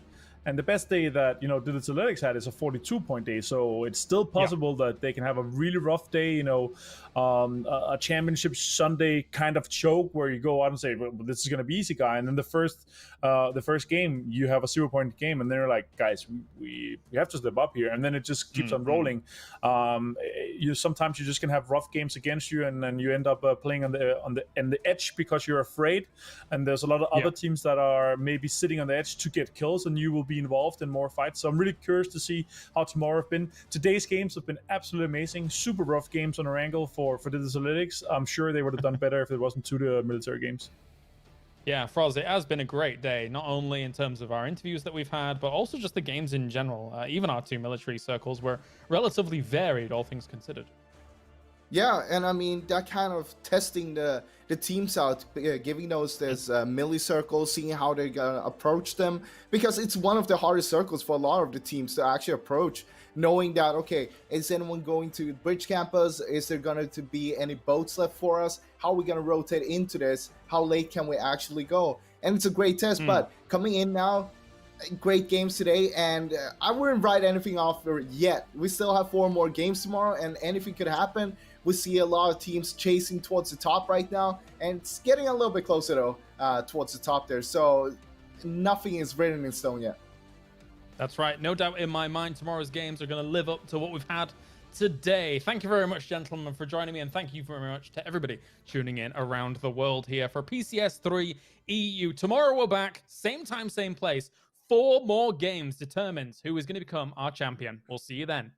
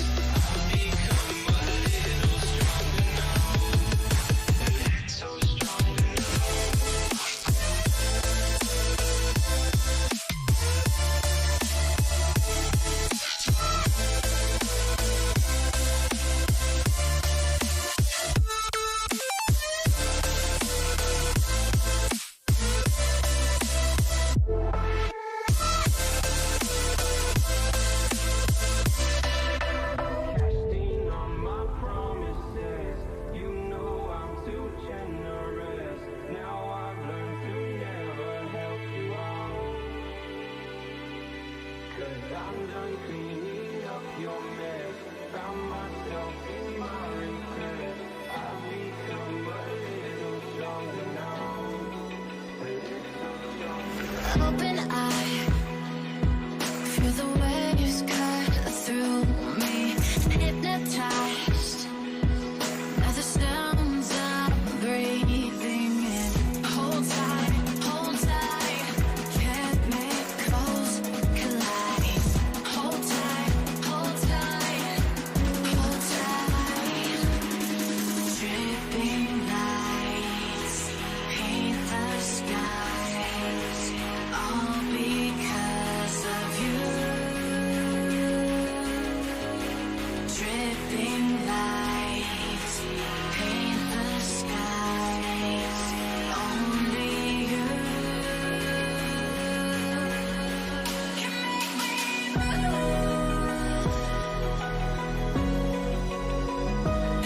me move. Can make me move. Can make me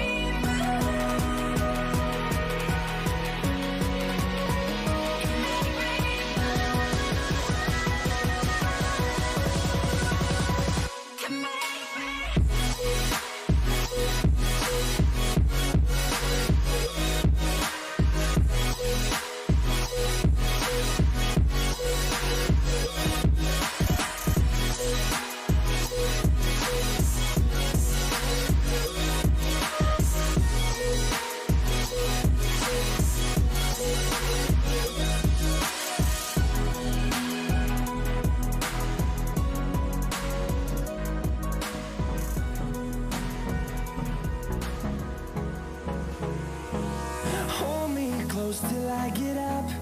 Time is barely on our side. I don't wanna waste what's left. The storms we chase are leading us, and love is all we'll ever trust. Yeah, no, I don't wanna waste what's left. And on we'll go, through the wastelands, through the highways, till my shadow turns to sun rays. And on we'll go, through the wastelands, through the highways, and on we'll go.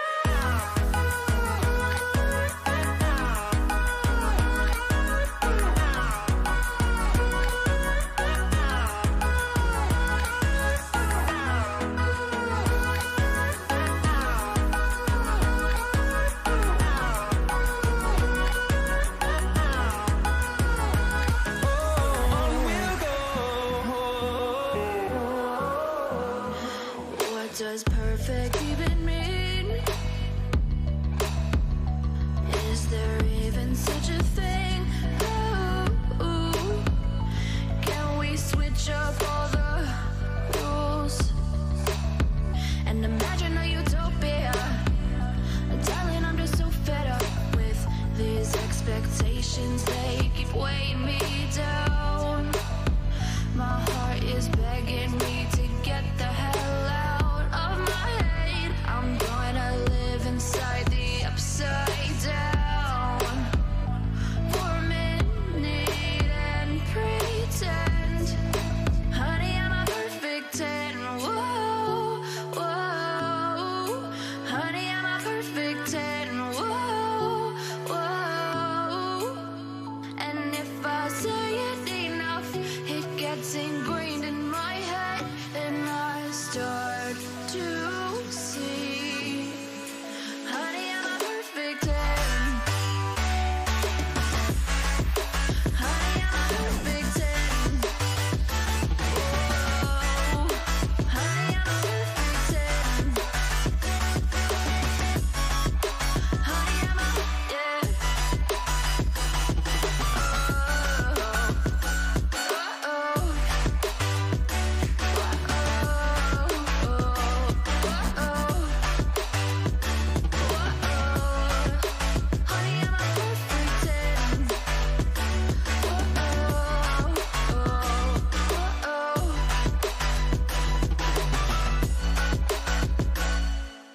I'm on my own, broken alone. I feel the rain crashing down all around this empty town. I'm searching for the lost and found, but you don't care, you're unaware. Keep moving like the scars aren't even there.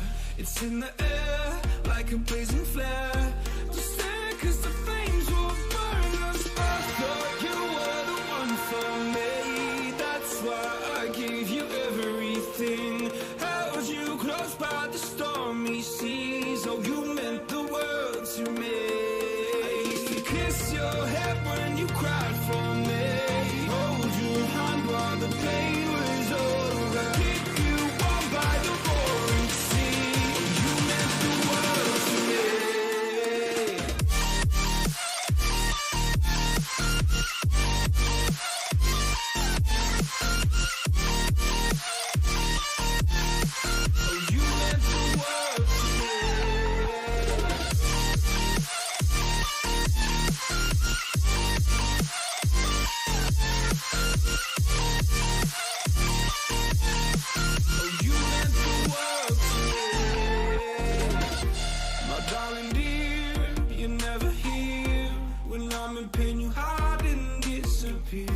Like shadows in the atmosphere, charting the stratosphere.